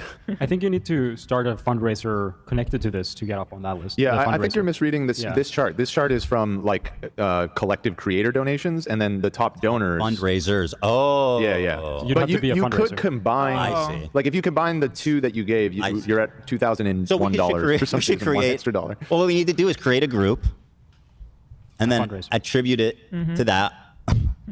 I need to game all these lists. You should create a boxing event. Yeah, you're right. You want to fight in it? It's for charity. Okay. With who, though? It's for charity. Don't worry about it. The Harley Gets a Jet Ski Foundation? That's right. I'm in. That's right. Well, anyway, yeah, I mean, I really am a great guy. If you just crunch the numbers on it. Never. Yeah, but I got some curly fries. Definitely. Schmegly, you caught me. Sorry, guys, I went quiet. I got to eat. I'm so fucking hungry. Plus, this isn't fucking interesting at all. I mean, say what are the we doing here? opposite. So they raised 240,000, and their goal is $1 million. I mean, what? I'm assuming they have some kind of like fundraising events or stuff planned. The original plan was that all those like little streams they did where they were boxing and stuff. AB went to one, and like during that whole He was thing, the only person there, and I was the only person that donated. Remember, I gave $1,000 to that one too. Maybe not the only person, but I think you were the top donor. Yes, I was a top donor. And this is before they turned on me, buddy. Yeah. Well, even though when I go back and watch that clip now, Ian's like, "Wow, Ethan, thanks." I'm like, "Bro, I am the only person in the world." Yeah. Oh. Thank you. AB and Lena are there, and they're there with enthusiasm. I was in the back. I was like, yeah, Ethan and Hila, but I was far away from the camera, but you could hear me. Yeah, exactly. You were the only one in there making a ruckus. I mean, Anissa, she's a more skilled liar, so she was able to fake it more proficiently. My boy, let me see what Love just walked in with.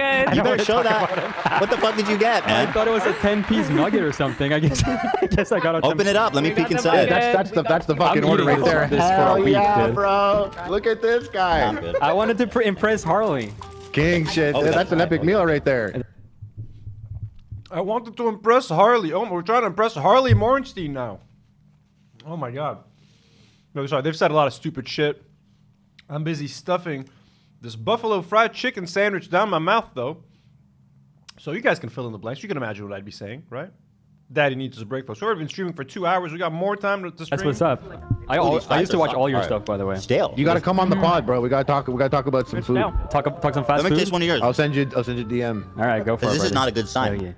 These are stale French fries. Don't judge them by their French fries. Yeah, I agree. Okay. These chickens are still hot. They're still warm. Let's Yeah, see. that chicken. Harley, come on my podcast. 3,000 people will watch us talk about fast food. I have a whole 4,000 people are going to watch us talk about food. Love, come on my podcast, please.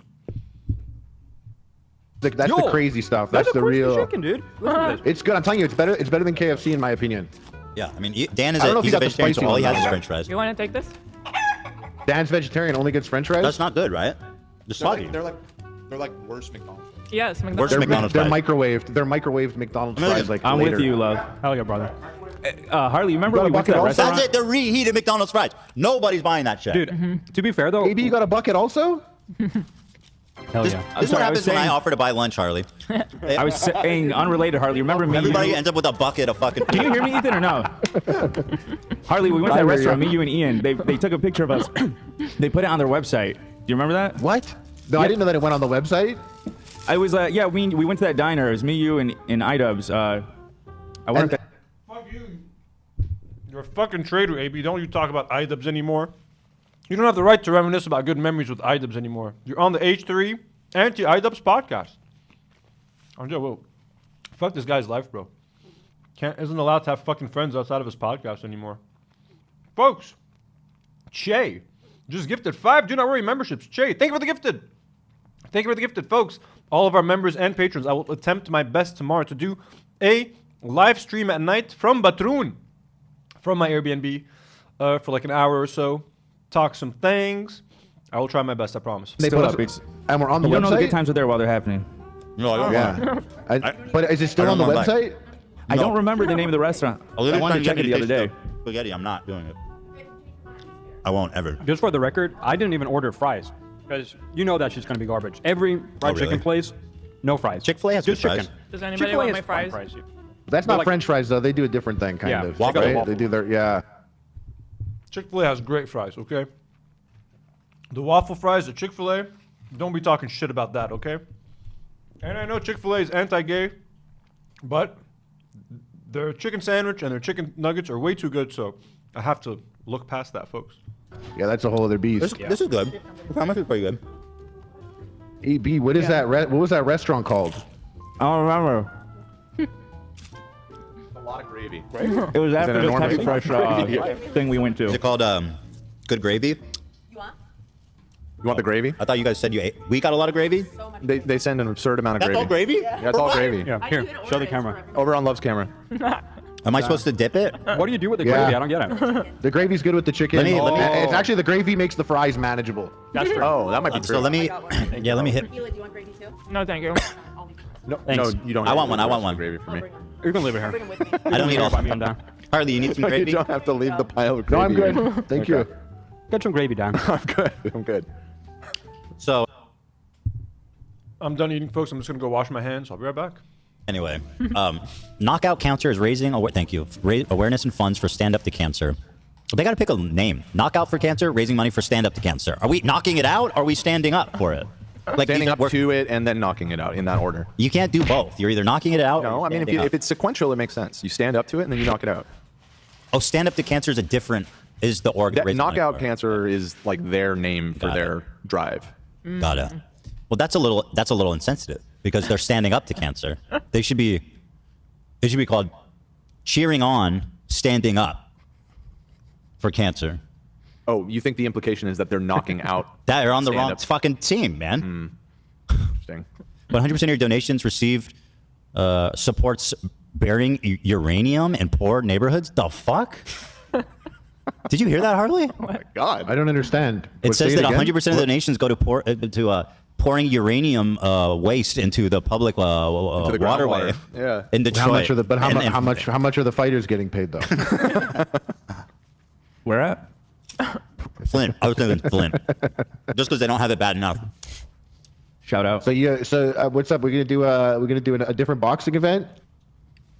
Only Jewish people. Oh my God, that'd be really entertaining. You know, Jews are known for their athletic prowess. It'd be fascinating spectacle. That was not wrong. That is kind of Making interesting. everything about Semitism. Well, and names of anti-Semitism. blast. No one's Bar talking mitzvah about bash. No one is talking about Creator Clash.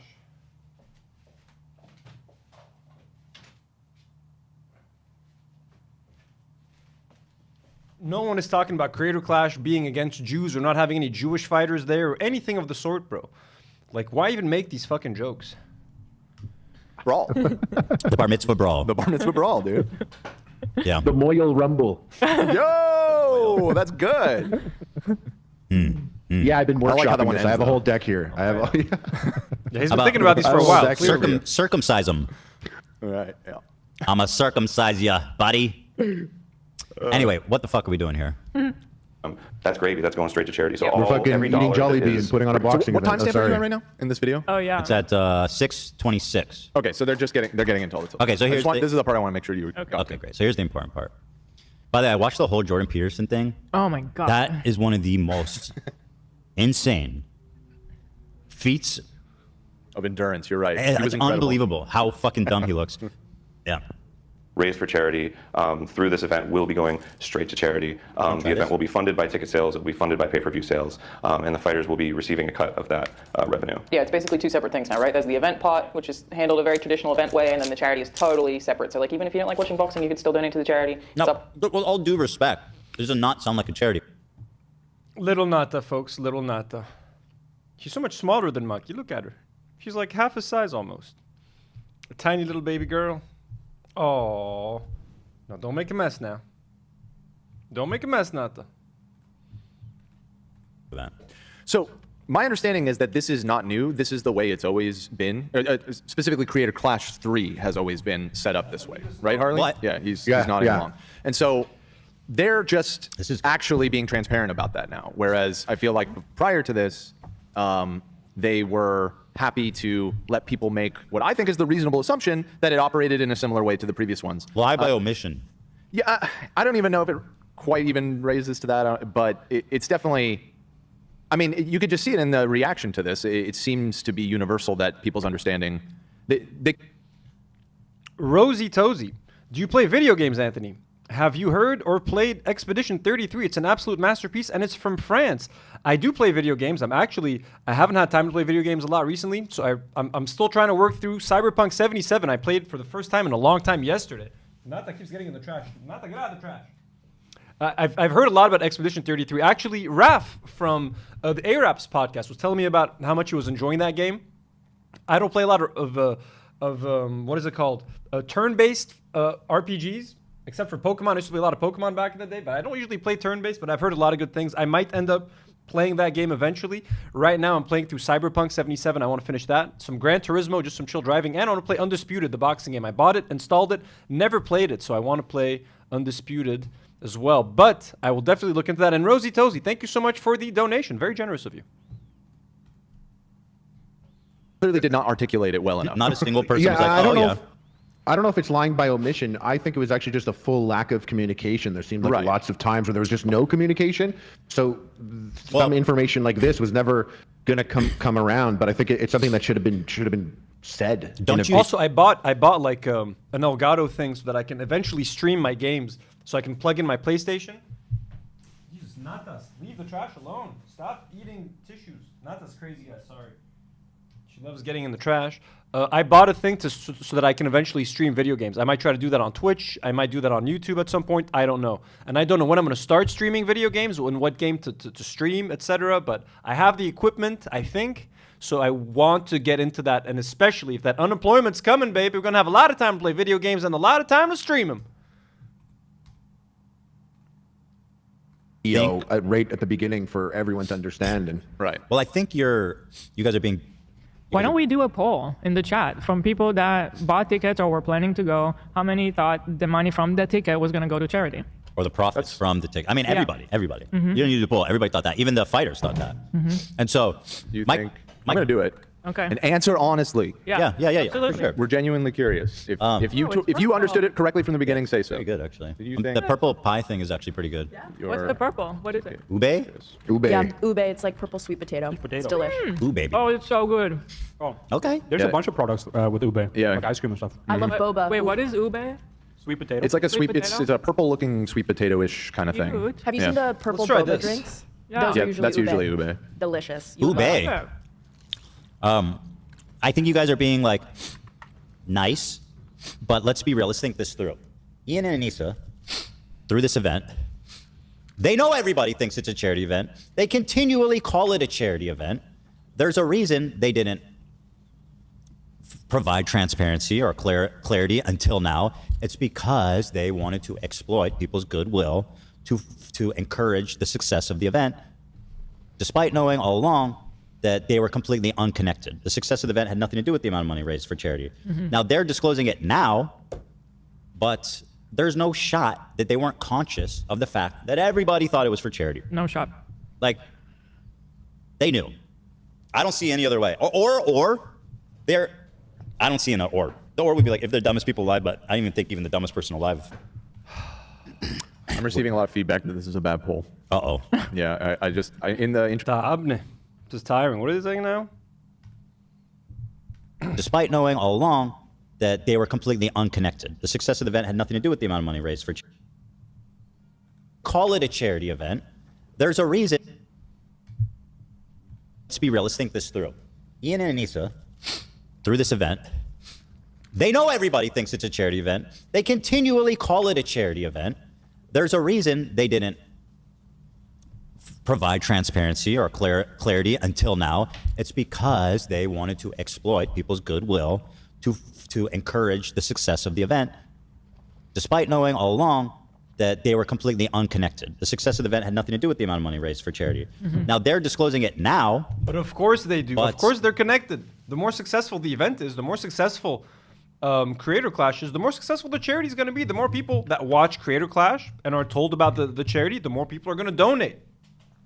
To pretend that that's not the case is so fucking insane and bad faith, but like at this point, who cares?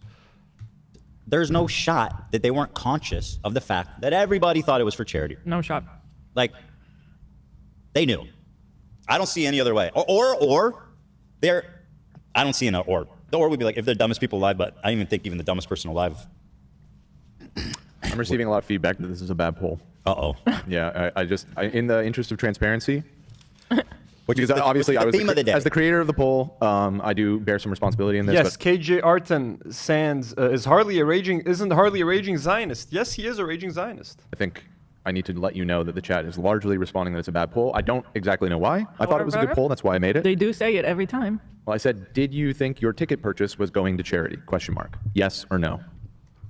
Do you find that to be a bad poll? No, that seems pretty straightforward. That seems like but a I mean, good poll. well, do you think the profits, because the ticket purchase. a part of the. Yeah, a part of. it. Yeah, a part Okay, of it. all right. Well, we can clarify. This gravy, Try this again. is good gravy. The good gravy is so Goodness gravy. You think that phrase came from someone having really good gravy? good gravy. Good gravy. Is this your first Jollibee? Is this your first Jollibee experience? It's from memory. A lot of ours, it is the first time, it seems. Yeah. Good gravy. Nice, guys. I probably will not order it again, if I'm being honest. Ever. Why? Why? It's not my thing. We just don't. It's a lot of fried, Fried chicken doesn't impress me. But if I am to You can order eat it, that. I would definitely get this purple thing again. I just saw fried chicken. You should have that. Oh. I will have it.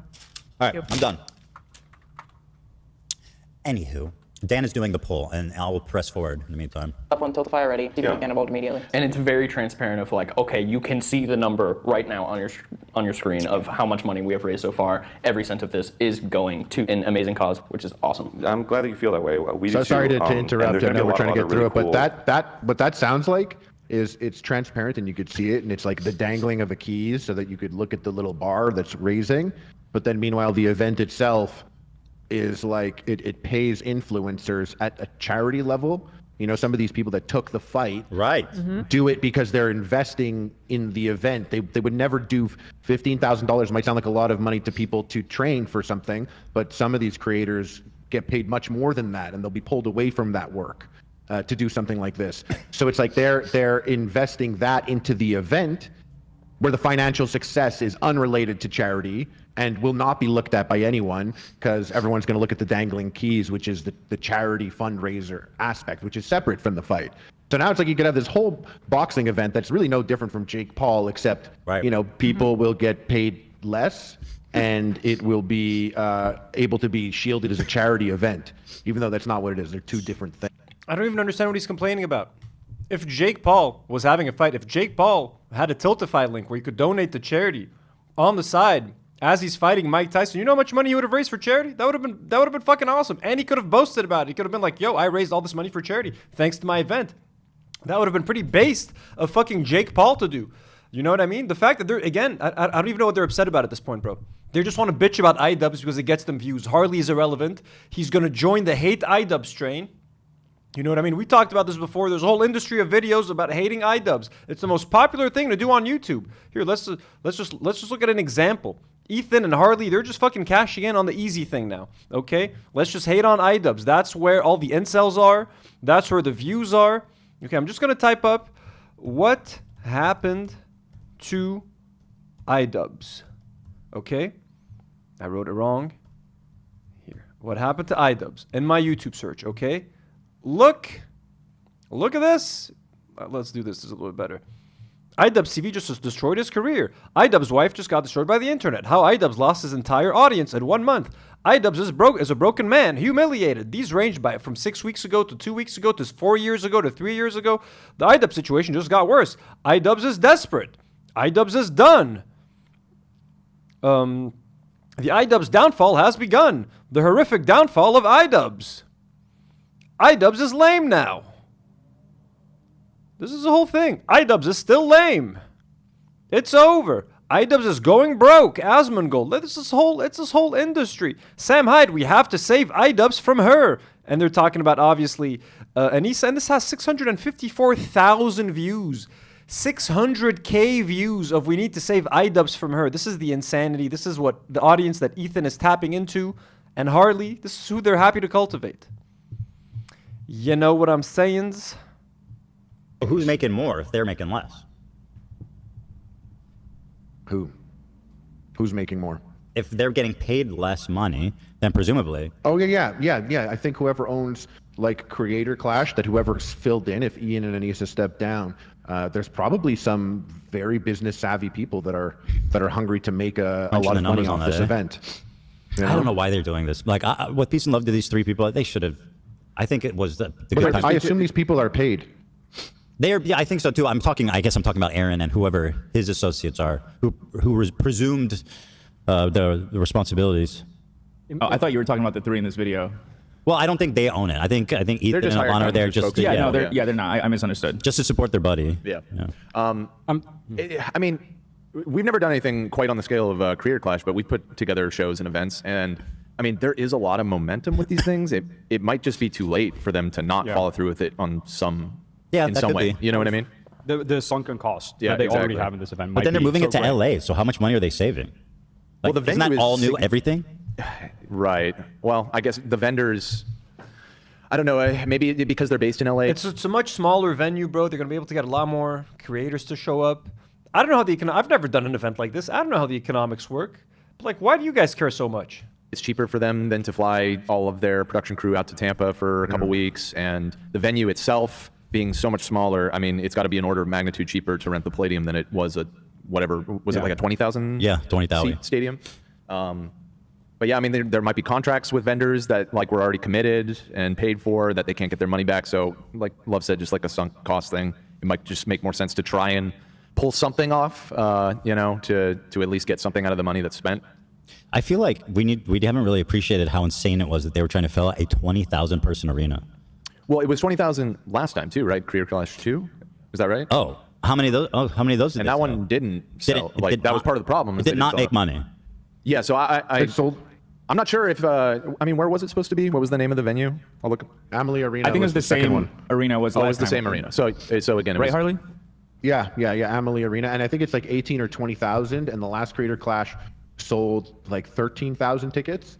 Okay. And that's the thing. If your brand can get 13,000 people in a place, a company like Real Good Touring or Live Nation, all these companies that have been interested, there is a lot of friction to getting that many people somewhere. So it had, I mean, it's crazy that they walk away. They had something really fucking special after Creator Clash 1.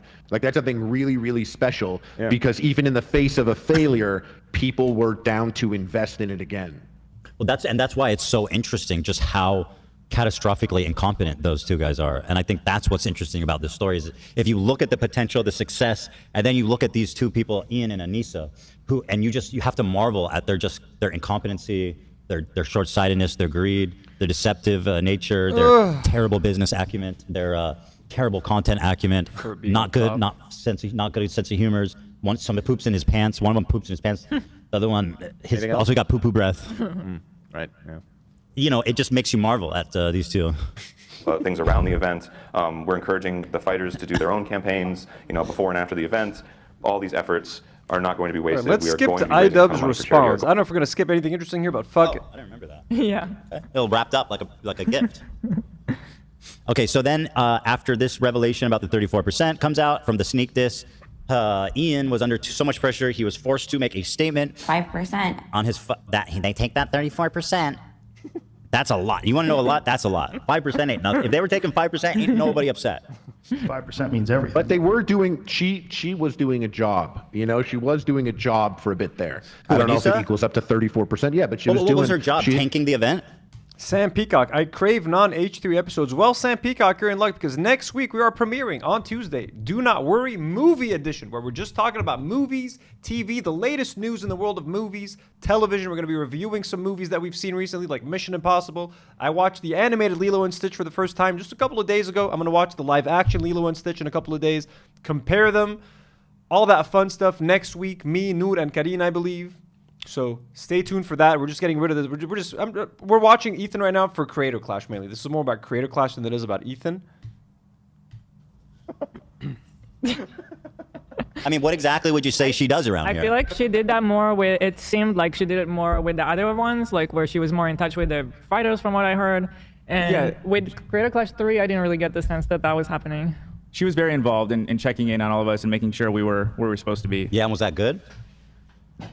Was that helpful? Was that good? Unfortunately for the vibe, she was pretty good at that job. Unfortunately for the vibe that you want right now, she was What's good the at vibe? that. Well, I mean, I'm like. You can tell you want to shit on her, but he's saying she was pretty good. Yeah, that's what I'm saying. That's what I'm saying. Definitely. Like she was good at that job in the sense that. Like I was saying before, I'm not eager to work with YouTubers, and I found working with Anissa to be a pleasure. What about because if I had a question, saying boycott Disney, guys, it's hard for me to boycott. Listen, guys, as a Lebanese person, as an Arab, you got to cut me some slack. I fucking watch Andor, all right? I like everything that I love is owned by Disney at this point. I grew up on Marvel comics, on Star Wars. Disney owns all that shit. I ain't gonna be boycotting no Disney. Let me tell you that right now, okay? It is practically impossible for me to boycott these companies. I literally sell vintage Marvel comic books, okay, which are now owned by Disney. Now, I buy them used. They're old, so I don't buy them directly from Disney. But for someone like me, okay, who's into all this nerd geek shit, who grew up with it, I like Marvel. I like all this stuff. Okay, the fact that Disney owns it ain't not much I could do about it. You guys, foreigners, you guys need to boycott because there's not much you could do about living in the air, and you guys have to deal with the white guilt of killing us, folks. You guys are sending all these bombs to Lebanon and to Israel. So you guys do the boycotting. Let us Arabs who are paying the price of those bombs actually enjoy your media from time to time. But we are going to talk about everything Zionist. Don't worry. It's going to be a Lebanese movie show, so we're going to be mentioning all that Zionist stuff. Zionist actors, directors. We're going to call all that shit out, okay? And we're going to call out Disney, okay?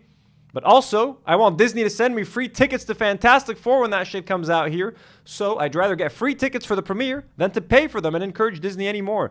Okay? So let me enjoy that shit. Okay, you guys do all the boycotting and let me watch it. It hit her up, and she was always available. But that's true. That was more Creator Clash 1 and 2. What about towards the end there? Because I mean, from my perspective, Yeah. I just saw And no, how creator- Kiko, I'm not a Disney adult. I am not a Disney adult. I make fun of Disney adults. I've never even been to Disneyland. I've never been to Disneyland. I just like Star Wars, and Star Wars is lame. Andor is good, okay? And Marvel Comics, I grew up on that shit. I'm not a Disney adult. You take that back right now. Disney adults are cringe, and it's actually one of the topics on next week's podcast.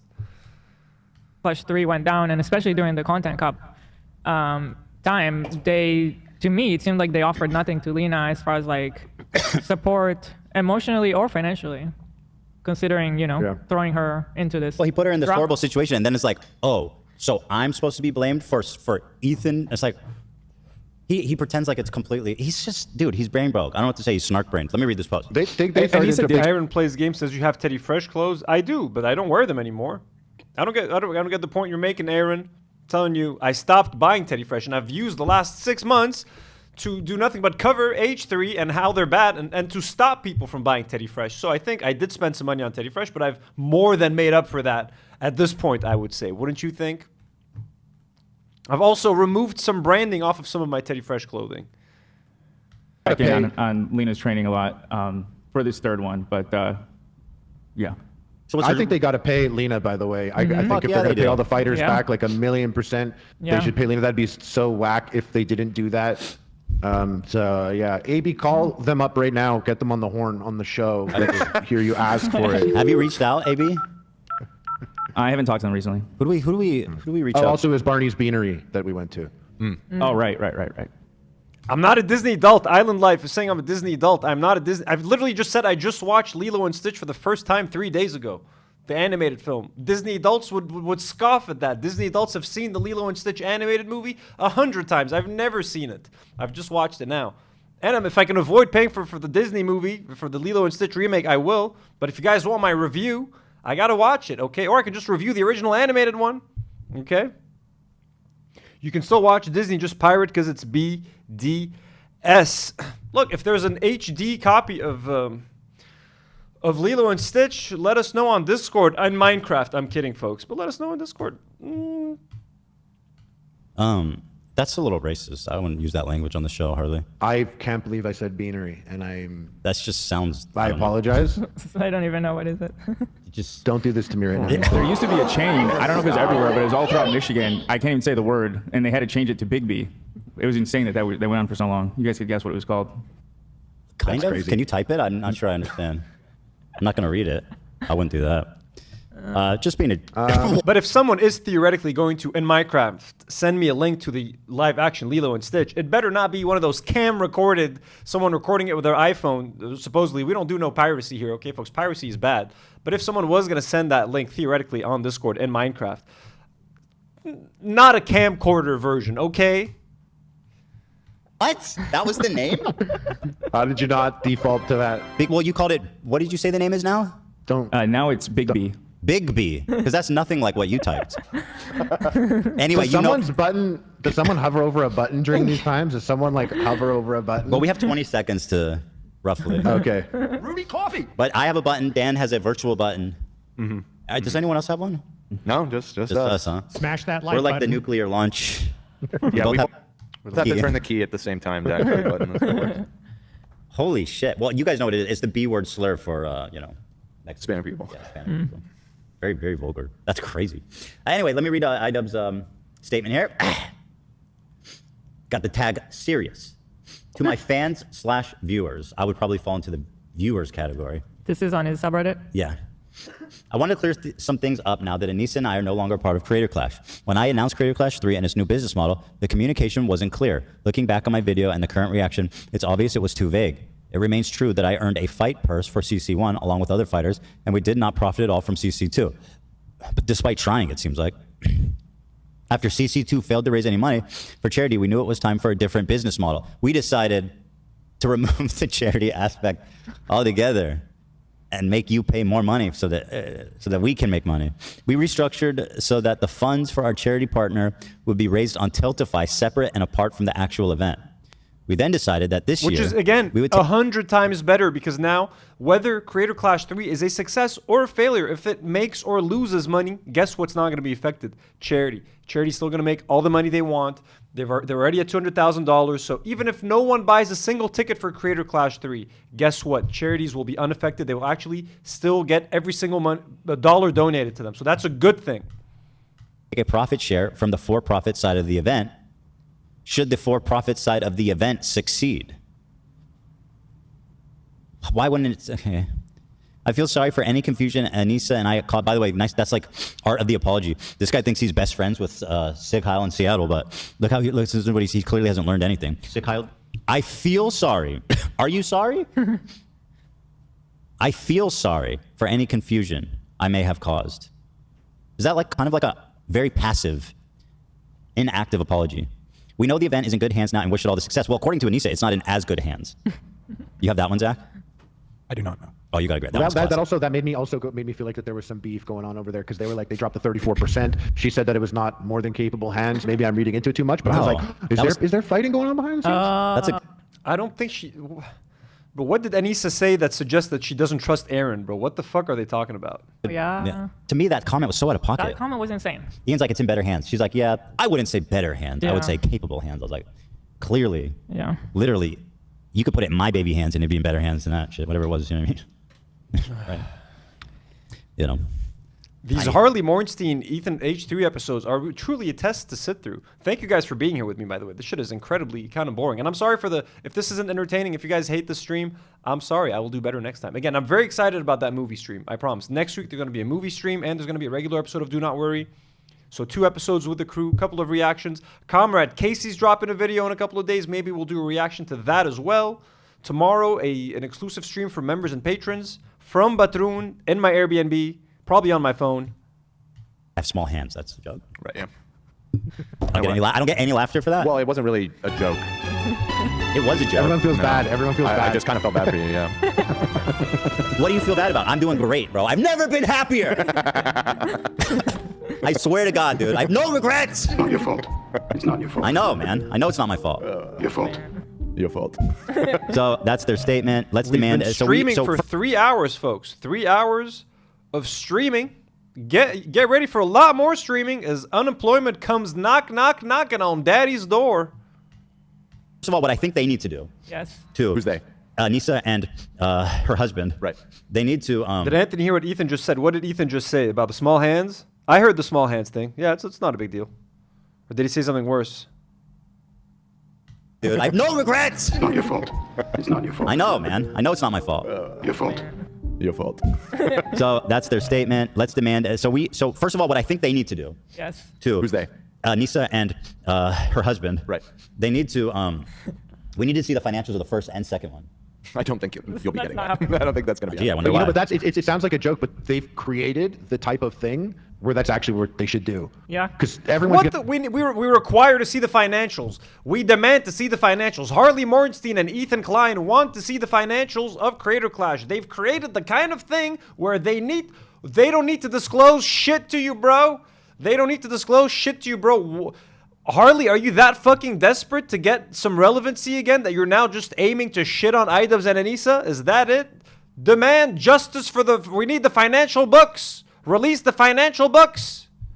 Rip it apart because of, and that's what you inherit. The bad part of inheriting Creator Clash isn't just like picking up the pieces from this one. It's managing the brand after the fact, and there's going to be people gunning for it. So you do have to say that stuff. You got to say the type of shit that you would never say before because of how much it's been, put out as one thing and it ended up being another.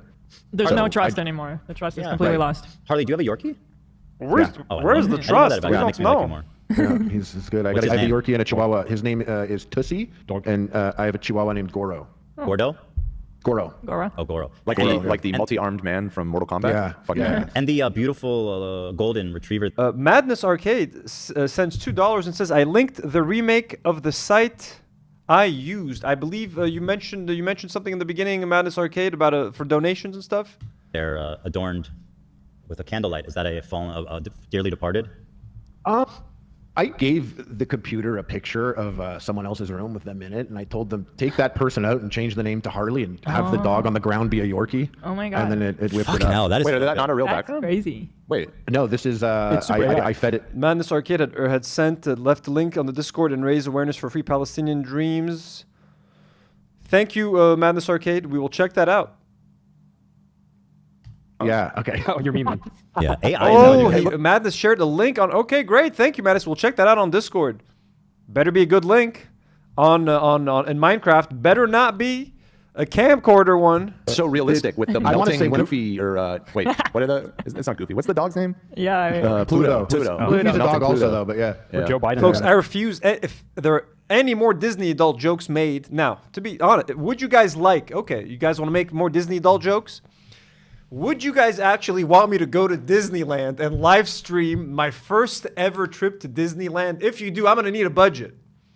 If you do, I'm going to need a budget, folks, but I am willing to go to Disneyland. I am a Disneyland virgin. I will go into the heart of Zionism. I will step inside the heart of Zionism. I will go to Disneyland. Do you guys want me to go to Disneyland and push some children out of the way so I can make it onto a ride before them? Okay, as a Disney adult, I will yell at children to get out of my way so I can get the exclusive popcorn bucket from Disneyland. Get out of my way, child! I want the Elsa popcorn bucket. You little fucking bitch! It's my popcorn bucket. My Elsa popcorn bucket. I'll be one of those people for you if you guys want me to go. I will be the most fucked up Disney adult you have ever fucking seen. I will be fucking ruthless.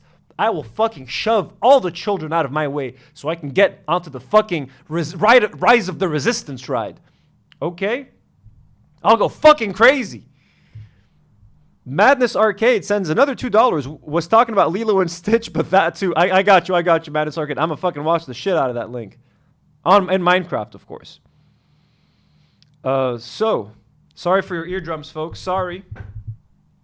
But if that's what you guys want, HK says you know you want it. Oh, maybe I do want it. Maybe I do want to go to Disneyland. I've never been to Disneyland. Isn't that fucked up? Doesn't every child deserve to go to Disneyland at least once, folks? I'm still the child at heart. HK0444 sends $5 5 to my favorite Disney adult. Those trips won't pay for themselves. Well, those trips are going to cost a lot more than $5. Those trips are going to... Jesus, man. Going to Disney is way too expensive, folks. Like, that's the thing. All these fucking Disney vlogs that I've seen, scared, they're living shit out of me from going to Disney.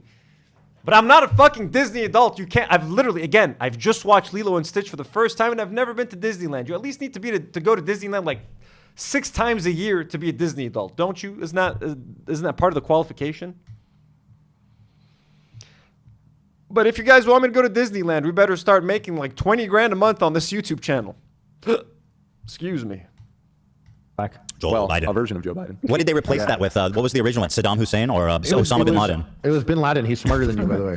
Yeah, I don't remember exactly what's behind Hassan. I think it was Osama bin Laden, Hassan Nasrallah, and Adolf Hitler. That's not interesting. It's the swords in front. The swastika. Yeah, I mean, fuck you and your fucking swastikas and shit. Stop talking. Okay, some people are saying go to Universal. I'll go to Harry Potter Land, folks. I'll go to Mario Land. I'll go to whatever land you want me to go. I will become. Do you want this channel to turn into an amusement park channel? I'll vlog. I'll get you all the best foods to eat at Universal Studios. I unironically watch a channel, Ordinary Adventures. We reacted to some of that once together. All they do is go to Disney.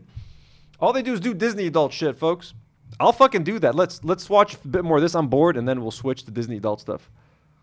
I joke Adolf Hitler, but that one's more accurate even than the first two. Actually, that's a swastika. I know. Anyway, here's a comment that was stickied on their subreddit. Now, this was made by a moderator, so I don't know how much. Okay, I'm bored of this. Ethan's going to talk more about this, and then Hassan donation drama. They're going to talk about Ahmad Fuad al-Khatib. We can maybe watch this another time. Obviously, Ethan scammed his audience into donating for this fucking guy. This sellout of a Palestinian. This Palestinian sellout. Oops, sorry, folks. 1 second. Getting a phone call.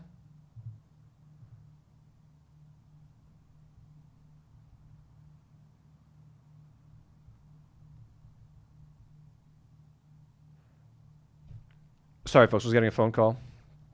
Was quick to support and recommend other people support it as well. Food aid, like 90% food aid. So let me read it.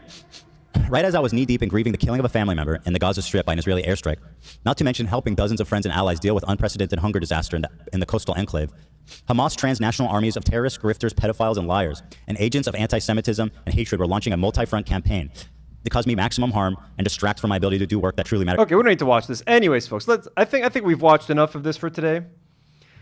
Let us do a quick second of Disney adult stuff. Sorry, I got a distracting message on my phone. I just need a second.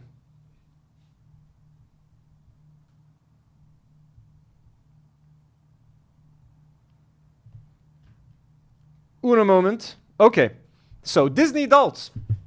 It's this channel called. Okay, so that's it for the iDub stuff. You guys know where I stand. I support Creator Clash. I'm gonna be streaming Creator Clash when it comes out in October. They're called Ordinary Adventures, folks. These guys, in Arabic we say بيقصوا مصاري. They print money, folks. They make so much fucking money.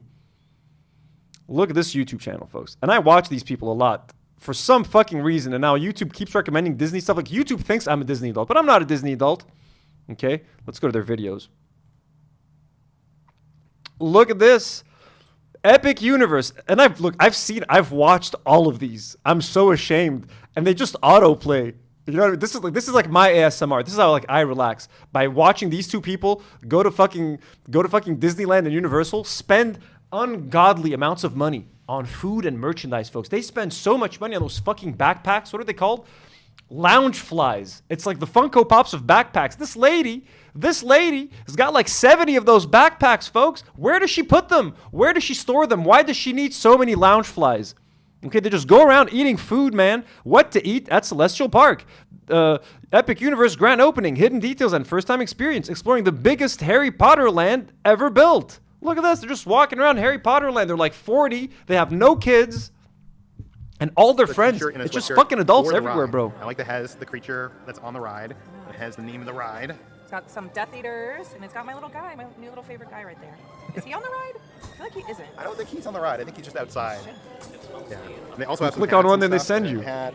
They got a little kid's t-shirt. But again, watching this, like this makes me like you'd think this would make me want to go to Disneyland. It does the exact opposite. It makes everything seem impossible. First of all, it makes it seem so expensive. And it is. It's insanely expensive.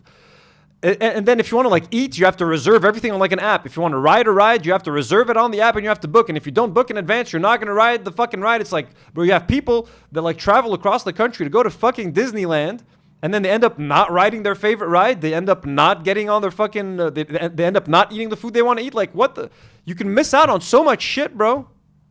In like a bag. These are probably my two favorite pieces of merch just because they're so ridiculous. You can get this backpack that actually has like this goo in here, like the Metro Flu.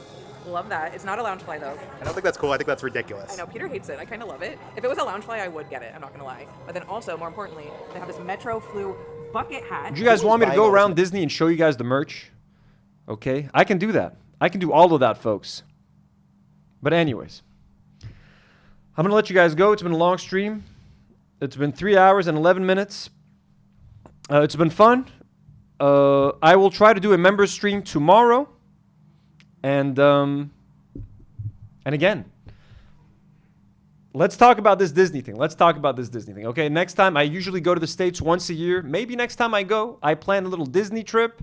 We try to do a live streaming thing where I live stream the whole thing, where I vlog it. I don't know. You know what I mean?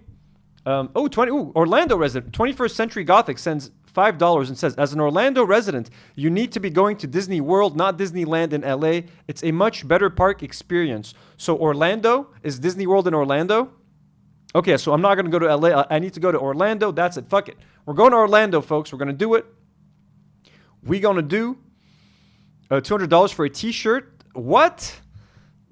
Does Disney sell $200 t-shirts? That's fucking crazy.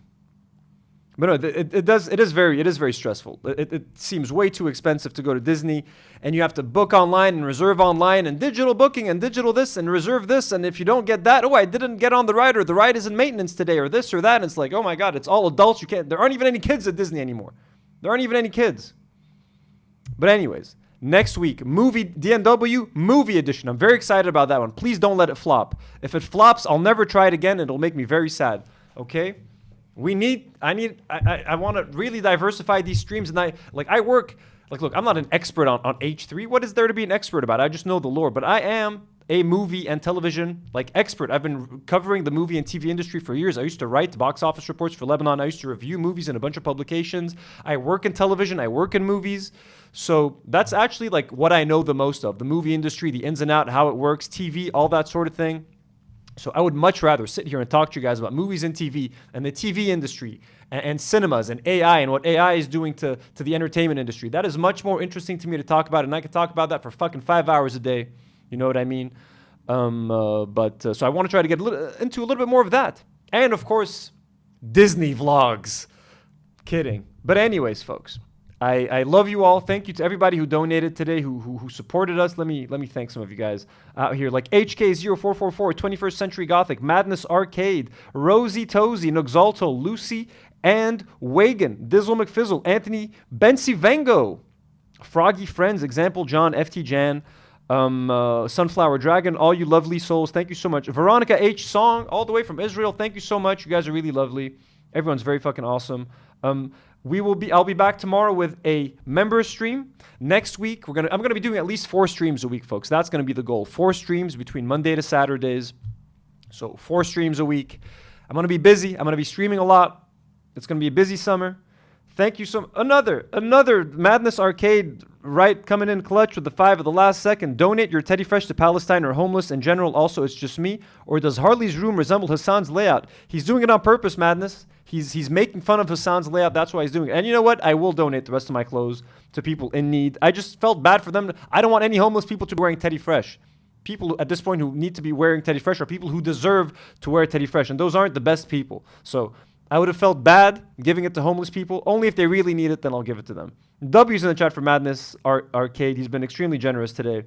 Love you all. I'm going to let you guys go. Before I do, let me thank some of our patrons real quick.